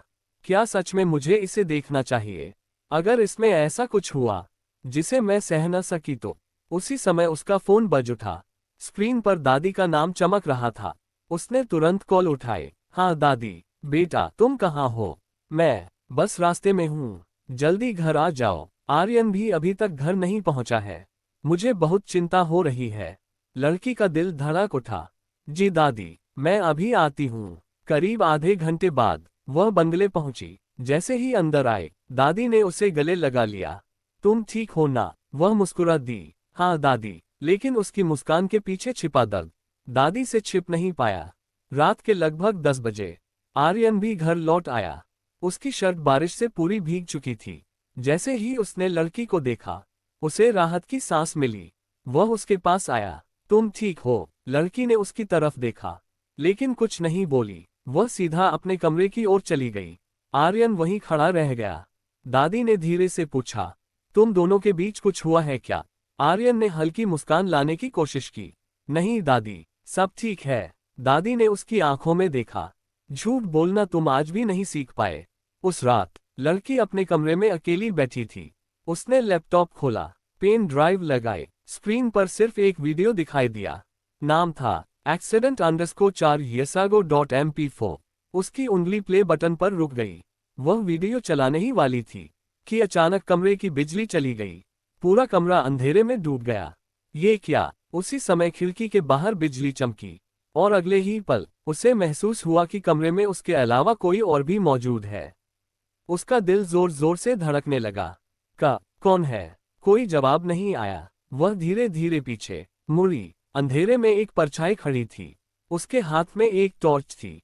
टॉर्च की रोशनी जैसे ही चेहरे पर पड़ी, लड़की की आंखें फैल गईं। तुम? सामने कबीर खड़ा था। उसके होठों पर हल्की मुस्कान थी। वह धीमे से बोला, वीडियो देखने की जरूरत नहीं। मैं तुम्हें उससे भी बड़ा सच बताने आया हूँ। लड़की एक कदम पीछे हट गई। तुम यहाँ कैसे आए? कबीर मुस्कुराया। इस घर के कुछ दरवाजे आज भी मेरे लिए बंद नहीं हुए हैं। उसी समय नीचे से आर्यन की आवाज गूंजी, सब लोग अपने कमरे से बाहर मत निकलना। और अगले ही पल पूरे बंगले में सुरक्षा अलार्म बज उठा। पूरे बंगले में अचानक तेज सिक्योरिटी अलार्म बजने लगा। वून वून वून। नौकर घबराकर अपने अपने कमरों से बाहर निकल आए। गार्ड्स हथियारों के साथ पूरे बंगले में दौड़ने लगे। उधर लड़की के कमरे में कबीर अब भी शांत खड़ा था। उसके चेहरे पर जरा भी डर नहीं था। लड़की कांपती आवाज में बोली, तुम यहाँ कैसे आए? कबीर हल्का सा मुस्कुराया। इस घर का रास्ता मैं तुमसे भी पहले से जानता हूँ। तुम चाहते क्या हो? बस इतना कि तुम सच जान लो। लड़की ने गुस्से से कहा, अगर तुम्हें सच बताना था तो इस तरह चोरी छिपे आने की क्या जरूरत थी? कबीर की मुस्कान गायब हो गई, क्योंकि आर्यन कभी तुम्हें सच नहीं बताएगा। इतने में बाहर तेज कदमों की आवाज सुनाई दी। आर्यन 2 सिक्योरिटी गार्ड्स के साथ कमरे की तरफ दौड़ रहा था। कबीर ने खिड़की की तरफ देखा। लगता है हमारा समय खत्म हो गया। उसने अपनी जेब से एक छोटा सा लिफाफा निकाला और लड़की के हाथ में रख दिया। इसे तब खोलना। उद्धरण चिन्ह ... जब तुम्हें लगे कि आर्यन फिर से तुमसे झूठ बोल रहा है। इसमें क्या है? कबीर मुस्कुराया। सच। इतना कहकर वह बालकनी की रेलिंग पर चढ़ गया। लड़की चौंक गई। रुको। लेकिन अगले ही पल वह नीचे लगे बड़े पेड़ पर कूद गया। जब तक गार्ड नीचे पहुंचे, कबीर गायब हो चुका था। उसी समय आर्यन कमरे में घुसा। तुम ठीक हो? उसने लड़की के दोनों कंधे पकड़ लिए। उसने तुम्हें कुछ किया तो नहीं? लड़की पहली बार चुपचाप उसे देखती रही। आज आर्यन की आंखों में डर साफ दिखाई दे रहा था। वह सचमुच उसकी चिंता कर रहा था। मैं ठीक हूँ। आर्यन ने राहत की सांस ली। वो यहाँ क्यों आया था? लड़की ने झूठ बोल दिया। कुछ नहीं, बस मुझे डराने आया था। उसने लिफाफा चुपके से अपने दुपट्टे के नीचे छिपा लिया। उसे नहीं पता था कि उसने पहली बार अपने पति से झूठ बोला है। अगली सुबह दादी ने सबको नाश्ते की मेज पर बुलाया। उन्होंने नाराज होकर कहा, कल रात आखिर हुआ क्या था? आर्यन शांत स्वर में बोला, एक चोर अंदर घुस आया था। दादी ने गुस्से से कहा, इतनी सिक्योरिटी होने के बाद भी अब से बहू अकेले कहीं नहीं जाएगी। लड़की ने तुरंत कहा, दादी मैं ठीक हूँ। लेकिन दादी नहीं माई। नहीं बेटा, अब आर्यन ही तुम्हें जहाँ जाना होगा वहाँ लेकर जाएगा। आर्यन ने बिना बहस किए सिर हिला दिया। ठीक है दादी। दोपहर में लड़की अपने कमरे में अकेली थी। उसने दरवाजा बंद किया। धीरे धीरे वह लिफाफा निकाला जिसे कबीर देकर गया था। उसका दिल बहुत तेज धड़क रहा था।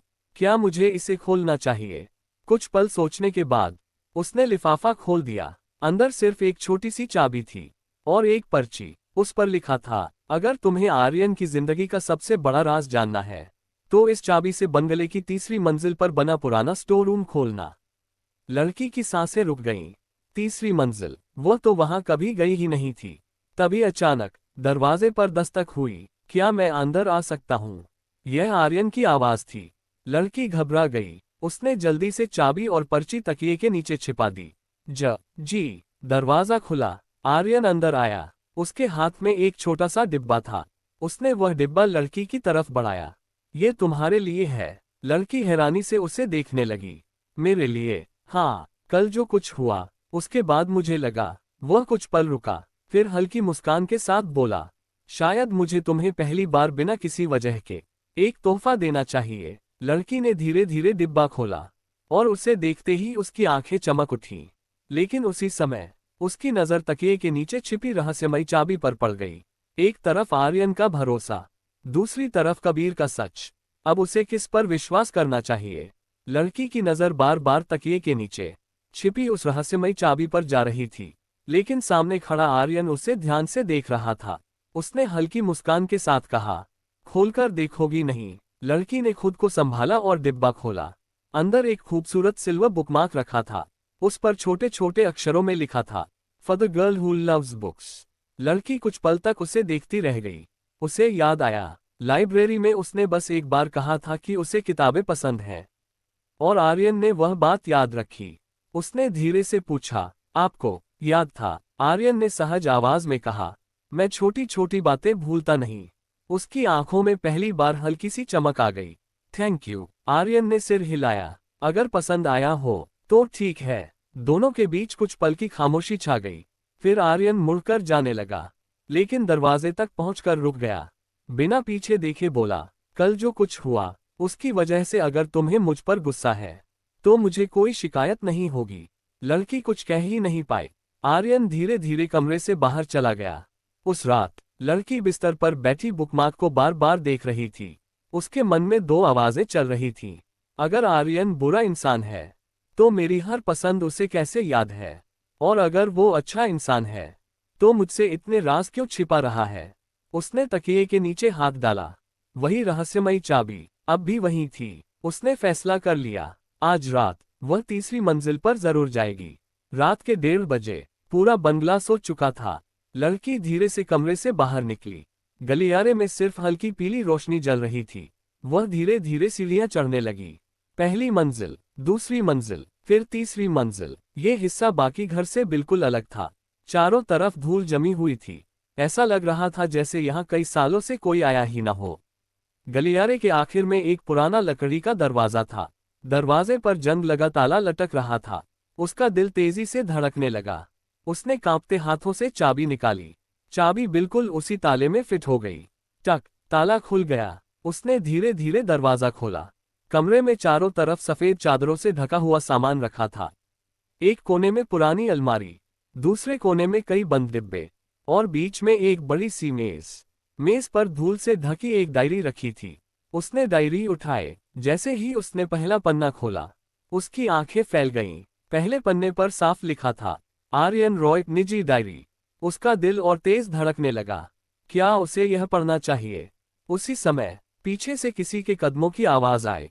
ठक ठक ठक। वह घबराकर पीछे मुड़ी। दरवाजे पर कोई खड़ा था। अंधेरे की वजह से चेहरा दिखाई नहीं दे रहा था। फिर वही परिचित आवाज सुनाई दी, मैंने सोचा था तुम यहाँ जरूर आओगी। लड़की का चेहरा सफेद पड़ गया। आर्यन। आर्यन धीरे धीरे रोशनी में आया, लेकिन इस बार उसके चेहरे पर गुस्सा नहीं था, सिर्फ गहरी उदासी थी। उसने डायरी की तरफ देखा, फिर लड़की की आंखों में देखते हुए कहा, अगर तुमने वो डायरी पढ़ ली तो शायद तुम मुझसे हमेशा के लिए नफरत करने लगोगी। तीसरी मंजिल के उस पुराने कमरे में गहरी खामोशी छाई हुई थी। लड़की के हाथ में आर्यन की डायरी थी और सामने खुद आर्यन खड़ा था। दोनों की नजरें एक दूसरे पर टिकी थीं। कुछ पल बाद आर्यन धीरे से बोला, डायरी मुझे दे दो। लड़की ने डायरी अपनी छाती से लगा ली। अगर इसमें ऐसा कुछ नहीं है जिससे मुझे नफरत हो जाए तो आप इतने परेशान क्यों हैं? आर्यन ने गहरी सांस ली। क्योंकि उस डायरी में मेरा अतीत नहीं, उद्धरण चिन्ह ... मेरी सबसे बड़ी कमजोरी बंद है। लड़की ने शांत आवाज में कहा, हर इंसान का अतीत होता है आर्यन, लेकिन उसे छिपाने से वह मिटता नहीं। आर्यन कुछ सेकंड तक चुप रहा। फिर उसने पहली बार हार मानते हुए कहा, ठीक है, अगर पढ़ना चाहती हो तो मेरे सामने पढ़ो। उसने डायरी उसके हाथ में वापस रख दी। लड़की ने धीरे धीरे पहला पन्ना खोला। उस पर लिखा था, अगर किसी दिन ये डायरी किसी और के हाथ लगे तो शायद उस दिन मेरी जिंदगी का सबसे बड़ा राज भी सामने आ जाएगा। उसने अगला पन्ना पलटा। वहां तारीख लिखी थी, 15 जुलाई, 4 साल पहले। आज पहली बार मुझे लगा कि पैसा हर चीज नहीं खरीद सकता। मैंने अपनी आंखों के सामने एक परिवार को टूटते देखा और मैं कुछ नहीं कर पाया। लड़की ध्यान से पढ़ती रही। अगली लाइन पढ़ते ही उसकी आंखें नम हो गईं। उस दिन मैंने फैसला किया कि अब किसी को अपने करीब नहीं आने दूंगा, क्योंकि जो भी मेरे करीब आता है उसे सिर्फ दर्द मिलता है। लड़की ने धीरे से डायरी बंद कर दी। उसने आर्यन की तरफ देखा। आप खुद को इतनी सजा क्यों दे रहे हैं? आर्यन मुस्कुराया, लेकिन वह मुस्कान दर्द से भरी थी। क्योंकि कुछ गलतियां माफ नहीं होती। लेकिन आपने अभी तक ये नहीं बताया कि गलती क्या थी। आर्यन जवाब देने ही वाला था कि तभी नीचे पूरे बंगले की बिजली एक बार फिर चली गई। पूरा कमरा अंधेरे में डूब गया। अचानक तीसरी मंजिल के गलियारे में किसी के दौड़ने की आवाज आए। धड़ धड़ धड़। आर्यन तुरंत सतर्क हो गया। कोई यहाँ है। वह तेजी से कमरे से बाहर भागा। लड़की भी उसके पीछे दौड़ी। गलियारे के आखिर में एक काली परछाई सीढ़ियों की तरफ भाग रही थी। रुको, आर्यन चिल्लाया, लेकिन वह शख्स नीचे की तरफ भाग गया। जब दोनों नीचे पहुंचे, मुख्य दरवाजा खुला हुआ था। बाहर एक काली कार तेज रफ्तार से निकल गई। जमीन पर सिर्फ एक सफेद लिफाफा पड़ा था। आर्यन ने उसे उठाया। लिफाफे के ऊपर लाल स्याही से लिखा था, डायरी का पहला पन्ना पढ़ लिया, अब आखिरी पन्ना पढ़ने की हिम्मत भी रखना। नीचे फिर वही नाम लिखा था, कबीर। आर्यन की मुट्ठियां भींच गईं। उधर लड़की की नजर डायरी पर थी। उसे एहसास हो गया था, ये कहानी सिर्फ एक कॉन्ट्रैक्ट मैरिज की नहीं थी। इस डायरी में ऐसा सच छिपा था जो उन दोनों की जिंदगी हमेशा के लिए बदल सकता था। रात के 2 बज चुके थे। पूरे बंगले में फिर से सन्नाटा छा गया था, लेकिन आर्यन और लड़की की आंखों से नींद गायब थी। टेबल पर वही सफेद लिफाफा रखा था और उसके बगल में आर्यन की डायरी। लड़की ने धीरे से पूछा, कबीर आखिर चाहता क्या है? आर्यन खिड़की के बाहर देखते हुए बोला, वो चाहता है कि मैं अपना सब कुछ खो दूं। लेकिन क्यों? आर्यन कुछ पल चुप रहा, फिर बोला, क्योंकि उसे लगता है कि उसकी जिंदगी बर्बाद होने की वजह मैं हूं। क्या आप सच में उसकी जिंदगी बर्बाद करने के जिम्मेदार हैं? आर्यन ने धीरे से सिर झुका लिया। मुझे नहीं पता, लेकिन वो यही मानता है। अगली सुबह लड़की फिर उसी तीसरी मंजिल वाले कमरे में पहुंची। इस बार आर्यन ने उसे नहीं रोका। वह दरवाजे पर खड़ा बस उसे देखता रहा। लड़की ने डायरी खोली, कुछ पन्ने पलटे और फिर आखिरी पन्ने पर पहुंच गई। उसकी सांसें तेज हो गईं। ऊपर लिखा था, अगर तुम ये पन्ना पढ़ रहे हो तो शायद मैं अपनी सबसे बड़ी लड़ाई हार चुका हूं। नीचे लिखा था, उस हादसे वाले दिन कार में चला रहा था। लड़की की उंगलियां कांप गईं। उसने आगे पढ़ा, बारिश बहुत तेज थी। सामने से आती ट्रक की हेडलाइट्स ने कुछ सेकंड के लिए मेरी आंखों के सामने अंधेरा कर दिया। जब तक मैंने ब्रेक लगाया, बहुत देर हो चुकी थी। लड़की की आंखों से आंसू गिरने लगे। उसने धीरे से आर्यन की तरफ देखा तो उस एक्सीडेंट में आर्यन ने आंखें बंद कर ली। हाँ, कार में ही चला रहा था। कमरे में गहरा सन्नाटा छा गया, लेकिन आर्यन की आवाज कांप रही थी। अदालत ने मुझे निर्दोष माना था, क्योंकि हादसा खराब मौसम और ट्रक ड्राइवर की गलती से हुआ था। फिर भी मैं खुद को कभी माफ नहीं कर पाया। लड़की धीरे धीरे उसके पास आए, इसीलिए आपने खुद को सबसे दूर कर लिया। आर्यन ने पहली बार अपनी आंखों के आंसू नहीं छिपाए। जिस दिन वो हादसा हुआ, उसी दिन मैंने तय कर लिया था कि मैं किसी से प्यार नहीं करूंगा, क्योंकि मुझे डर था कि मेरी वजह से फिर किसी की जिंदगी बर्बाद हो जाएगी। लड़की कुछ पल तक उसे देखती रही, फिर उसने धीरे से कहा, हर हादसे का दोष अपने सिर लेना इंसाफ नहीं होता। आपने गलती नहीं, एक दर्द अपने अंदर कैद कर लिया। आर्यन उसकी तरफ देखने लगा। इतने दिनों में पहली बार किसी ने उसे दोषी नहीं कहा था। तभी नीचे से एक गार्ड दौड़ता हुआ आया। सर, मुश्किल हो गई है। आर्यन तुरंत नीचे पहुंचा। क्या हुआ? गार्ड ने टीवी की तरफ इशारा किया। हर न्यूज चैनल पर एक ही खबर चल रही थी, रॉय ग्रुप के मालिक आर्यन रॉय से जुड़ा 4 साल पुराना एक्सीडेंट केस फिर खुल सकता है। स्क्रीन पर आर्यन की पुरानी तस्वीरें दिखाई जा रही थीं और एंकर कह रहा था, एक अनजान व्यक्ति ने दावा किया है कि उसके पास ऐसे सबूत हैं जो इस केस की पूरी सच्चाई बदल सकते हैं। लड़की ने घबराकर आर्यन की तरफ देखा। आर्यन के फोन पर उसी समय एक मैसेज आया। कबीर, अब खेल सिर्फ तुम्हारे और मेरे बीच नहीं रहा, अब पूरी दुनिया तुम्हारा सच देखेगी। आर्यन ने फोन बंद किया और पहली बार लड़की का हाथ कसकर पकड़ लिया। उसने दृढ़ आवाज में कहा, इस बार मैं भागूंगा नहीं, मैं सच का सामना करूंगा। लेकिन उन्हें यह नहीं पता था कि उसी समय रॉय ग्रुप के बोर्ड ऑफ डायरेक्टर्स ने एक इमरजेंसी मीटिंग बुला ली थी और उस मीटिंग में आर्यन को उसके ही पद से हटाने की तैयारी शुरू हो चुकी थी। अगली सुबह रॉय ग्रुप के हेड ऑफिस के बाहर मीडिया की लंबी लाइन लगी हुई थी। हर न्यूज चैनल की एक ही हेडलाइन थी, क्या आर्यन रॉय अपनी कुर्सी खोने वाले हैं। कैमरों की फ्लैश लगातार चमक रही थी। उधर आर्यन अपनी कार से उतरा, उसके साथ उसकी पत्नी भी थी। जैसे ही दोनों अंदर जाने लगे, रिपोर्टर उनके सामने आ गए। सर, क्या 4 साल पहले के एक्सीडेंट में आप सचमुच दोषी थे? क्या आपकी शादी सिर्फ कंपनी बचाने के लिए हुई थी? मैडम, क्या आप अपने पति का साथ छोड़ देंगी? एक के बाद एक सवाल। लेकिन इस बार आर्यन कुछ बोलता उससे पहले लड़की आगे बढ़ी। उसने शांत आवाज में कहा, सच अदालत तय करेगी, अफवाहें नहीं। पूरा माहौल एकदम शांत हो गया। आर्यन ने पहली बार उसे हैरानी से देखा। आज वह पहली बार उसके साथ खड़ी थी। दोनों बोर्डरूम में पहुंचे। कमरे में कंपनी के सभी डायरेक्टर्स बैठे थे। सबके चेहरे गंभीर थे। सबसे वरिष्ठ डायरेक्टर बोले, मिस्टर आर्यन रॉय, आज की इमरजेंसी मीटिंग का सिर्फ एक एजेंडा है। क्या आप अब भी इस कंपनी के सीईओ बने रहने के योग्य हैं? पूरा कमरा खामोश हो गया। आर्यन अपनी कुर्सी से खड़ा हुआ। अगर आपको लगता है कि मेरी वजह से कंपनी की छवि खराब हो रही है, तो मैं अभी इसी वक्त इस्तीफा देने को तैयार हूं। ये सुनते ही सभी हैरान रह गए। किसी को उम्मीद नहीं थी कि अरबों की कंपनी का मालिक इतनी आसानी से अपनी कुर्सी छोड़ देगा। उसी समय बोर्डरूम का दरवाजा खुला। सबकी नजर उधर गई। अंदर कबीर दाखिल हुआ। उसके हाथ में एक काला फोल्डर था। वह मुस्कुराते हुए बोला, इतनी जल्दी फैसला मत कीजिए, क्योंकि असली सबूत अभी बाकी हैं। आर्यन की आंखों में गुस्सा उतर आया। तुम यहाँ कैसे आए? कबीर मुस्कुराया, शेयर होल्डर्स के विशेष प्रतिनिधि के तौर पर। यह सुनते ही पूरे कमरे में हलचल मच गई। कबीर ने फोल्डर टेबल पर रख दिया। इसमें वो सबूत हैं जो साबित करेंगे कि 4 साल पहले जो हादसा हुआ, उद्धरण चिन्ह ... वह सिर्फ एक हादसा नहीं था। लड़की की धड़कन तेज हो गई। क्या मतलब? कबीर ने उसकी तरफ देखा। उस कार के ब्रेक, उद्धरण चिन्ह ... हादसे से पहले ही किसी ने जानबूझकर खराब किए थे। पूरा बोर्डरूम सन रह गया। आर्यन एक कदम पीछे हट गया। ये झूठ है, कबीर ने तुरंत जवाब दिया।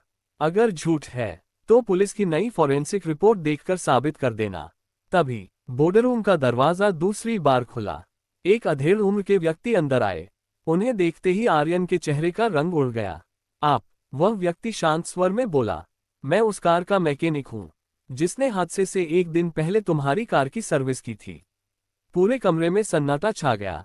मैकेनिक ने धीरे से कहा, 4 साल तक मैं डरता रहा, लेकिन अब और नहीं। उसने कांपती आवाज में कहा, मुझे पैसे देकर किसी ने कार के ब्रेक से छेड़छाड़ करने को कहा था। लड़की की सांसें रुक गईं। आर्यन अवाक रह गया। आर्यन ने धीरे से पूछा, किसने? मैकेनिक ने कांपते हुए अपनी उंगली उठाई और पूरे कमरे के सामने सीधे कबीर की तरफ इशारा कर दिया। कबीर के चेहरे की मुस्कान पहली बार गायब हो गई। वह धीरे से बोला, तो आखिर तुमने बोल ही दिया। पूरा बोर्डरूम स्तब्ध रह गया। अब खेल पूरी तरह बदल चुका था। क्या कबीर सचमुच इस हादसे का असली गुनहगार है, या ये किसी और की बड़ी साजिश का हिस्सा है? पूरा बोर्डरूम खामोश हो गया। सभी की नजरें कभी मैकेनिक पर जाती तो कभी कबीर पर। मैकेनिक कांपती आवाज में बोला, हाँ, यही आदमी था। इसी ने मुझे 5 लाख रुपये दिए थे और कहा था कि कार के ब्रेक ऐसे खराब करो कि किसी को शक भी न हो। लड़की ने हैरानी से कबीर की तरफ देखा। ये सच है। कबीर कुछ सेकंड तक चुप रहा, फिर वह जोर से हंसने लगा। वाह, 4 साल बाद भी तुम लोगों ने अच्छी कहानी बना ली। आर्यन गुस्से में उसके सामने आ गया। अगर तुमने ऐसा किया था तो उस हादसे में एक मासूम की जान चली गई।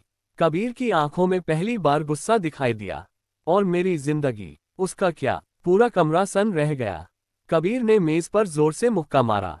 सबको सिर्फ तुम्हारा दर्द दिखाई देता है आर्यन। कभी किसी ने मेरा दर्द पूछा? बोर्ड के एक सदस्य ने पूछा, आखिर तुम्हारा आर्यन से रिश्ता क्या है? कबीर ने गहरी सांस ली, फिर धीरे धीरे बोला, 4 साल पहले मैं रॉय ग्रुप का सबसे युवा प्रोजेक्ट डायरेक्टर था और आर्यन मेरा सबसे अच्छा दोस्त था। ये सुनते ही लड़की चौंक गई। दोस्त? आर्यन ने आंखें बंद कर ली। हाँ, हम दोस्त थे। कबीर की आवाज भारी हो गई। उस हादसे के बाद पूरी कंपनी ने मुझे दोषी मान लिया। मुझे नौकरी से निकाल दिया गया। किसी ने मेरी बात नहीं सुनी। आर्यन तुरंत बोला, मैंने तुम्हें कभी दोषी नहीं माना, लेकिन तुमने मेरा साथ भी नहीं दिया। कबीर चिल्लाया, तुम्हारी एक चुप्पी ने मेरी पूरी जिंदगी बर्बाद कर दी। लड़की ध्यान से दोनों की बातें सुन रही थी। उसे लग रहा था कहानी अभी भी पूरी नहीं है। तभी कंपनी का पुराना लीगल एडवाइजर कमरे में आया। सर, मुझे कुछ मिला है। उसने एक पुराना पेन ड्राइव मेज पर रखा। ये कंपनी के पुराने सर्वर से मिला है। इसमें 4 साल पुरानी पार्किंग की सीसीटीवी रिकॉर्डिंग है। सबकी सांसें रुक गईं। वीडियो चलाया गया। स्क्रीन पर साफ दिखाई दे रहा था, हादसे से एक दिन पहले आर्यन की कार पार्किंग में खड़ी थी। कुछ देर बाद एक आदमी कैप पहनकर कार के पास आया। उसने कार का बोनट खोला, करीब 2 मिनट तक कुछ किया और फिर वहां से चला गया। लेकिन उसका चेहरा साफ दिखाई नहीं दे रहा था। अचानक वीडियो जूम हुआ। उस आदमी के दाहिने हाथ पर एक सांप का टैटू बना था। मैकेनिक घबराकर चिल्लाया, यही है, यही आदमी मेरे पास भी आया था। कबीर ने स्क्रीन की तरफ देखा और पहली बार उसके चेहरे का रंग उड़ गया। ये कैसे हो सकता है? आर्यन ने तुरंत पूछा, क्या तुम इस आदमी को जानते हो? कबीर ने धीरे धीरे सिर हिलाया। हाँ, लेकिन ये मेरा आदमी नहीं है। वह बोलते बोलते रुक गया। लड़की ने बेचैनी से पूछा, कौन है ये? कबीर ने कांपती आवाज में कहा, ये रॉय ग्रुप का पूर्व सिक्योरिटी हेड विक्रम है। इतना सुनते ही बोर्डरूम का दरवाजा अचानक खुला। एक गार्ड घबराते हुए अंदर आया। सर, बहुत बड़ी मुसीबत हो गई। विक्रम उद्धरण चिन्ह ... देश छोड़कर भाग गया। आर्यन की मुट्ठियां भींच गईं। अब साफ था, 4 साल पहले का हादसा सिर्फ एक दुर्घटना नहीं था। इसके पीछे एक ऐसी साजिश थी जिसका असली चेहरा अभी सामने आना बाकी था। विक्रम के देश छोड़कर भागने की खबर सुनते ही पूरा बोर्डरूम सन रह गया। आर्यन ने तुरंत अपनी सिक्योरिटी टीम की तरफ देखा। एयरपोर्ट, रेलवे स्टेशन और सभी बॉर्डर चेकपोस्ट पर उसकी जानकारी भेजो। वो किसी भी कीमत पर बचना नहीं चाहिए। जी सर। टीम तुरंत बाहर निकल गई। उधर कबीर अपनी कुर्सी पर चुप बैठा था। उसके चेहरे से पहली बार आत्मविश्वास गायब हो चुका था। लड़की धीरे से उसके पास आए। अगर विक्रम ही असली गुनहगार है, तो तुम इतने साल आर्यन से नफरत क्यों करते रहे? कबीर ने कड़वी हंसी हंसी। क्योंकि मुझे भी यही सच बताया गया था। मुझे विश्वास दिलाया गया कि हादसे के बाद आर्यन ने मुझे बचाने की बजाय खुद को बचा लिया। और वो इंसान था विक्रम। आर्यन ने गहरी सांस ली। उसने हम दोनों को एक दूसरे का दुश्मन बना दिया। दोनों कुछ पल तक एक दूसरे को देखते रहे। 4 साल की दोस्ती 4 साल की दुश्मनी में बदल चुकी थी। तभी आर्यन का फोन बजा। सर, हमने विक्रम की कार ट्रैक कर ली है। वो शहर के पुराने वेयरहाउस की तरफ जा रहा है। आर्यन तुरंत खड़ा हो गया। मैं वहीं आ रहा हूँ। लड़की भी आगे बढ़ी। मैं भी चलूंगी। आर्यन ने तुरंत मना कर दिया। नहीं, ये बहुत खतरनाक हो सकता है। लेकिन लड़की ने दृढ़ आवाज में कहा, इतने दिनों से ये लड़ाई मेरी जिंदगी का भी हिस्सा बन चुकी है। अब मैं पीछे नहीं हटूंगी। आर्यन ने उसकी आंखों में देखा, फिर धीरे से सिर हिला दिया। ठीक है। आधे घंटे बाद पुराने वेयरहाउस के बाहर कई पुलिस गाड़ियां खड़ी थीं। पूरा इलाका घेर लिया गया था। आर्यन, लड़की और कबीर अंदर पहुंचे। वेयरहाउस बिल्कुल सुनसान था। टूटी हुई खिड़कियां, जंग लगी मशीनें और चारों तरफ धूल। अचानक ऊपर की मंजिल से ताली बजाने की आवाज आई। टक टक टक। सबने ऊपर देखा। लोहे की रेलिंग के पास विक्रम खड़ा मुस्कुरा रहा था। आ ही गए तुम लोग, आर्यन ने गुस्से से कहा। खेल खत्म हो चुका है विक्रम। विक्रम जोर से हंसा। नहीं आर्यन, खेल तो अब शुरू हुआ है। उसने एक रिमोट कंट्रोल ऊपर उठाया। जानते हो, इस पूरे वेयरहाउस में विस्फोटक लगाए गए हैं। लड़की का चेहरा सफेद पड़ गया। पुलिस अधिकारी चिल्लाया, सब लोग पीछे हटो। लेकिन विक्रम ने रिमोट हवा में लहराते हुए कहा, अगर कोई एक कदम भी आगे बढ़ा, उद्धरण चिन्ह ... तो ये पूरा वेयरहाउस उड़ जाएगा। पूरा माहौल तनाव से भर गया। आर्यन ने शांत आवाज में कहा, तुम चाहते क्या हो? विक्रम की मुस्कान और गहरी हो गई। सिर्फ एक चीज, रॉय ग्रुप। और अगर वो नहीं मिला, उद्धरण चिन्ह ... तो आज यहां से कोई जिंदा वापस नहीं जाएगा। उसी समय लड़की की नज़र वेयरहाउस के एक कोने पर गई। वहां एक छोटा सा बच्चा डरा हुआ बैठा था। उसके हाथ रस्सी से बंधे हुए थे। लड़की घबराकर बोली, आर्यन, वहां एक बच्चा है। आर्यन ने देखा और उसकी आंखों में चिंता उतर आई। विक्रम हंसते हुए बोला, अब फैसला करो आर्यन, कंपनी बचाओगे या उस मासूम की जान। वेयरहाउस के अंदर सन्नाटा छा गया। सबकी नजर उस छोटे बच्चे पर थी जिसके हाथ रस्सी से बंधे हुए थे। वह डर के मारे लगातार रो रहा था। प्लीज मुझे बचा लीजिए। लड़की की आंखों में आंसू आ गए। वह आगे बढ़ने लगी लेकिन आर्यन ने उसका हाथ पकड़ लिया। रुको, विक्रम इसी का इंतजार कर रहा है। विक्रम जोर से हंसा। वाह आर्यन, आज भी पहले दिमाग से सोच रहे हो, दिल से नहीं। आर्यन ने गुस्से में कहा, उस बच्चे को छोड़ दो, उसने तुम्हारा क्या बिगाड़ा है। विक्रम मुस्कुराया, उसने कुछ नहीं किया, लेकिन तुमने किया है। विक्रम ने रिमोट हवा में लहराया। मेरे पास सिर्फ 5 मिनट हैं।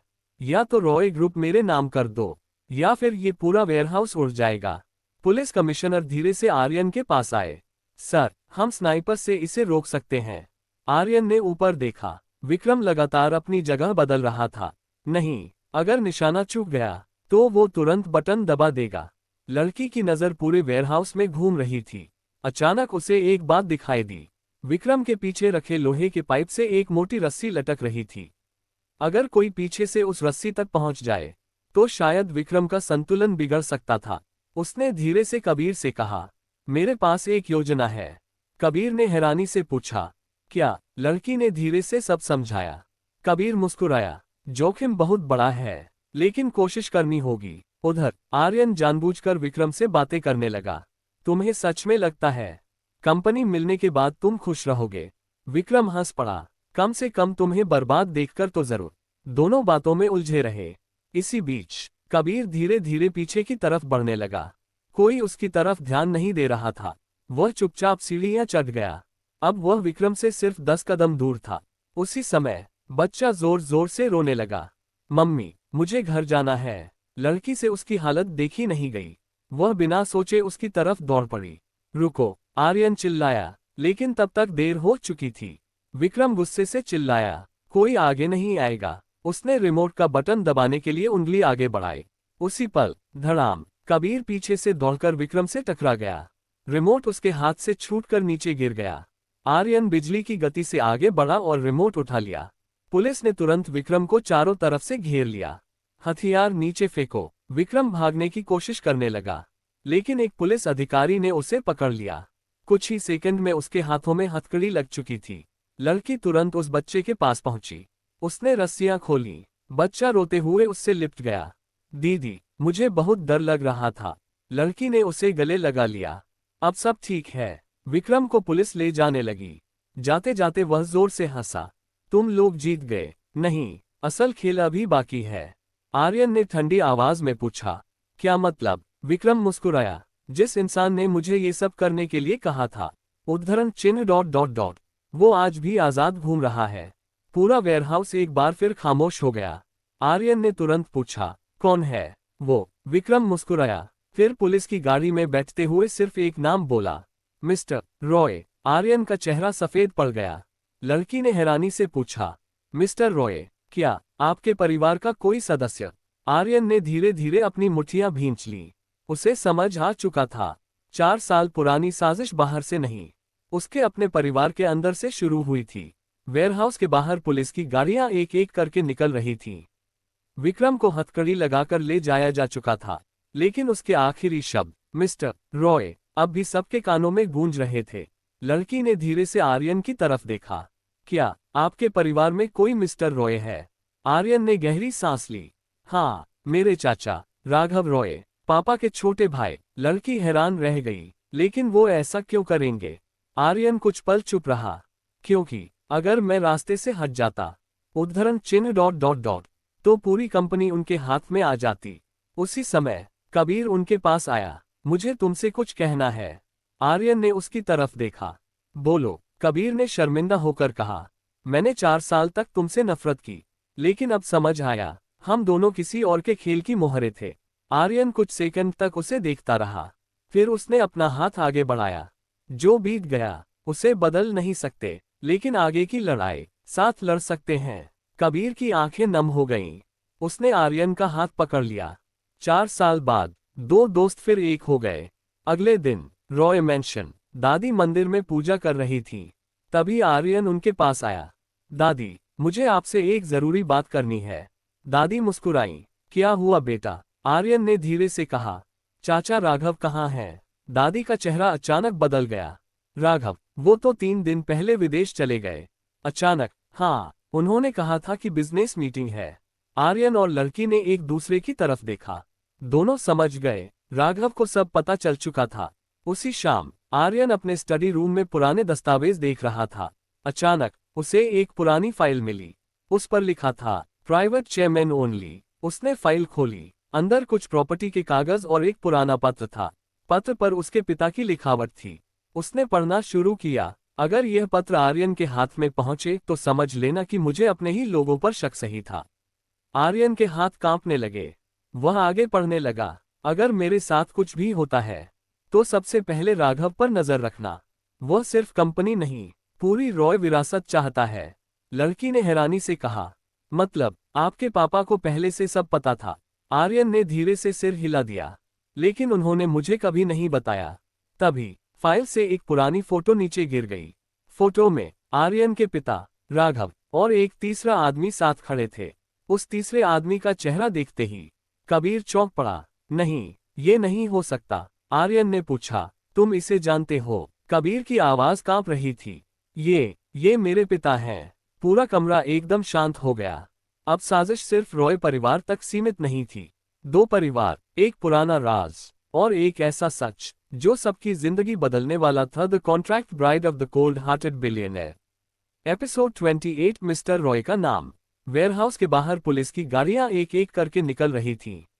विक्रम को हथकड़ी लगाकर ले जाया जा चुका था, लेकिन उसके आखिरी शब्द मिस्टर रॉय अब भी सबके कानों में गूंज रहे थे। लड़की ने धीरे से आर्यन की तरफ देखा। क्या आपके परिवार में कोई मिस्टर रॉय है? आर्यन ने गहरी सांस ली। हाँ, मेरे चाचा राघव रॉय, पापा के छोटे भाई। लड़की हैरान रह गई। लेकिन वो ऐसा क्यों करेंगे? आर्यन कुछ पल चुप रहा।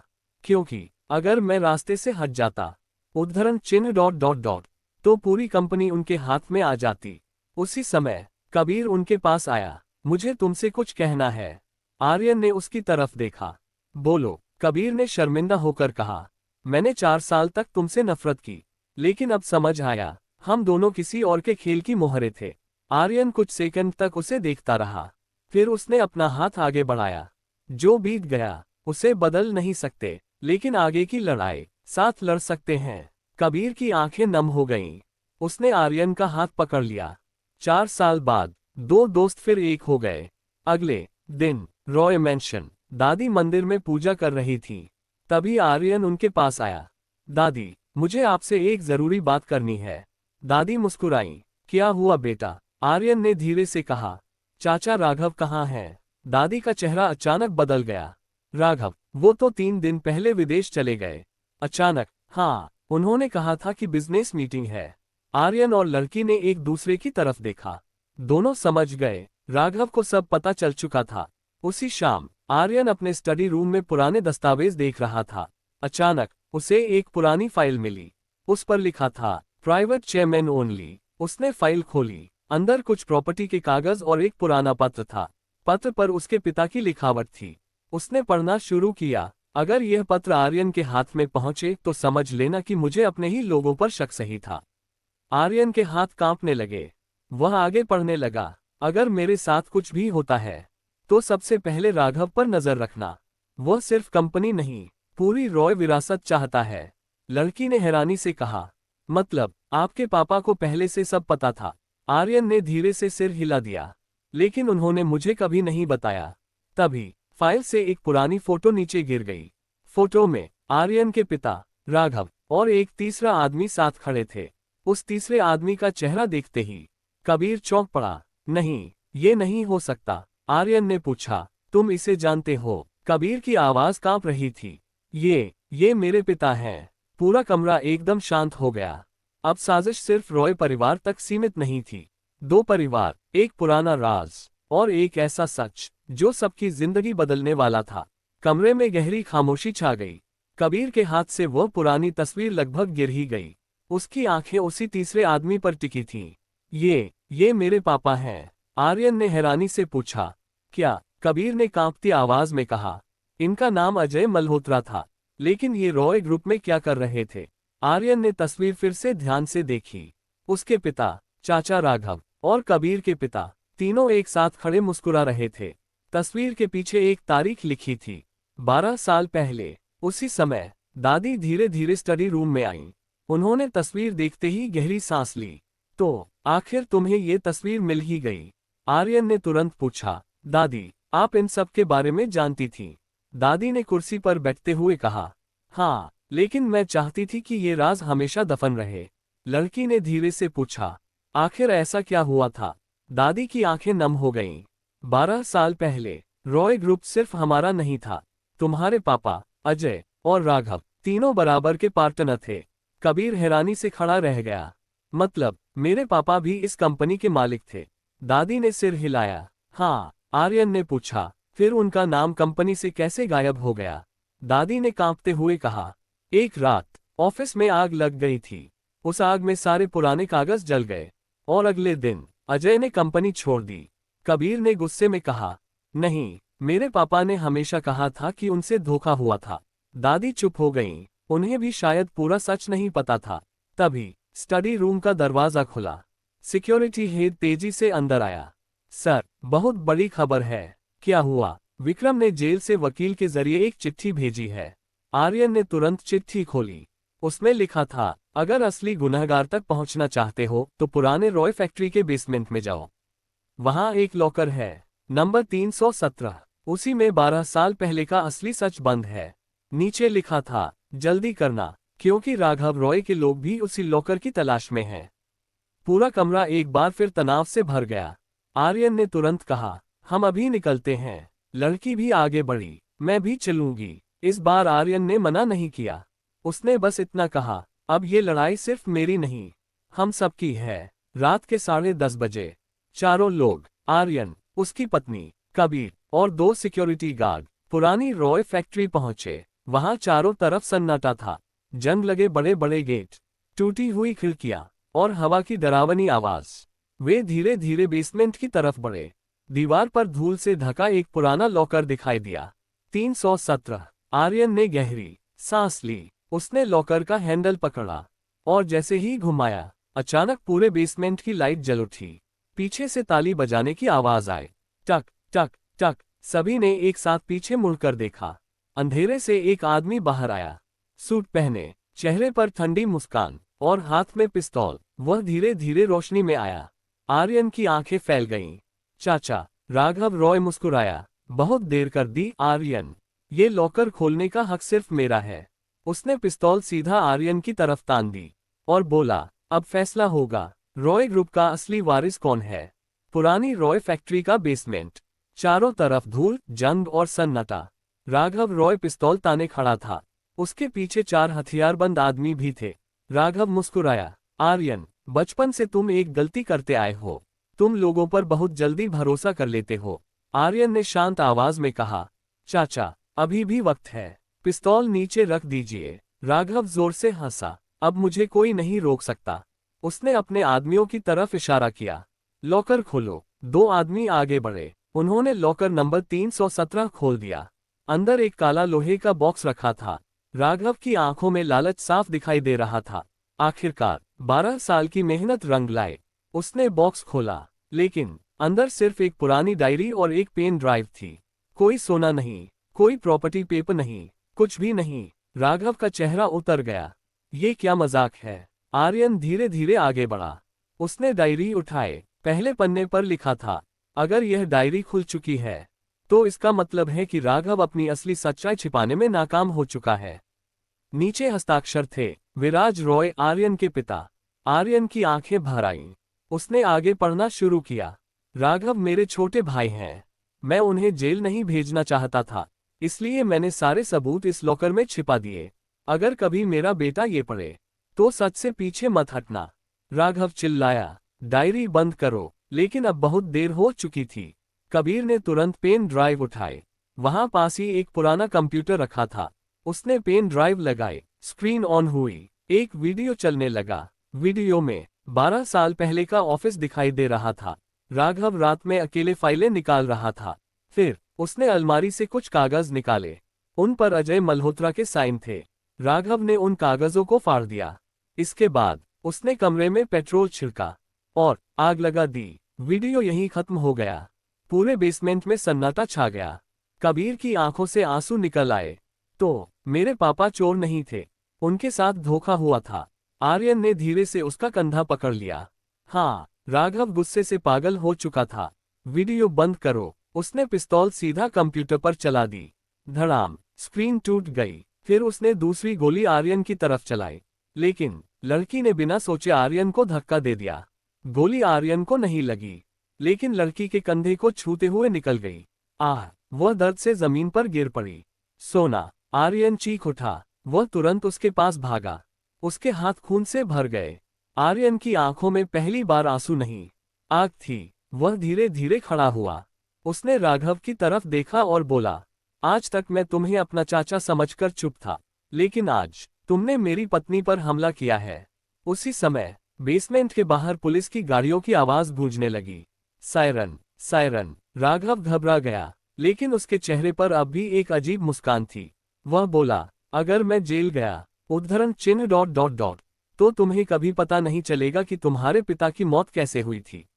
आर्यन एकदम रुक गया। क्या मतलब? राघव मुस्कुराया। तुम आज तक उसे हादसा समझते रहे, लेकिन वो हादसा नहीं था। ये सुनते ही आर्यन, कबीर और लड़की तीनों के पैरों तले जमीन खिसक गई। क्या आर्यन के पिता की मौत भी एक साजिश थी?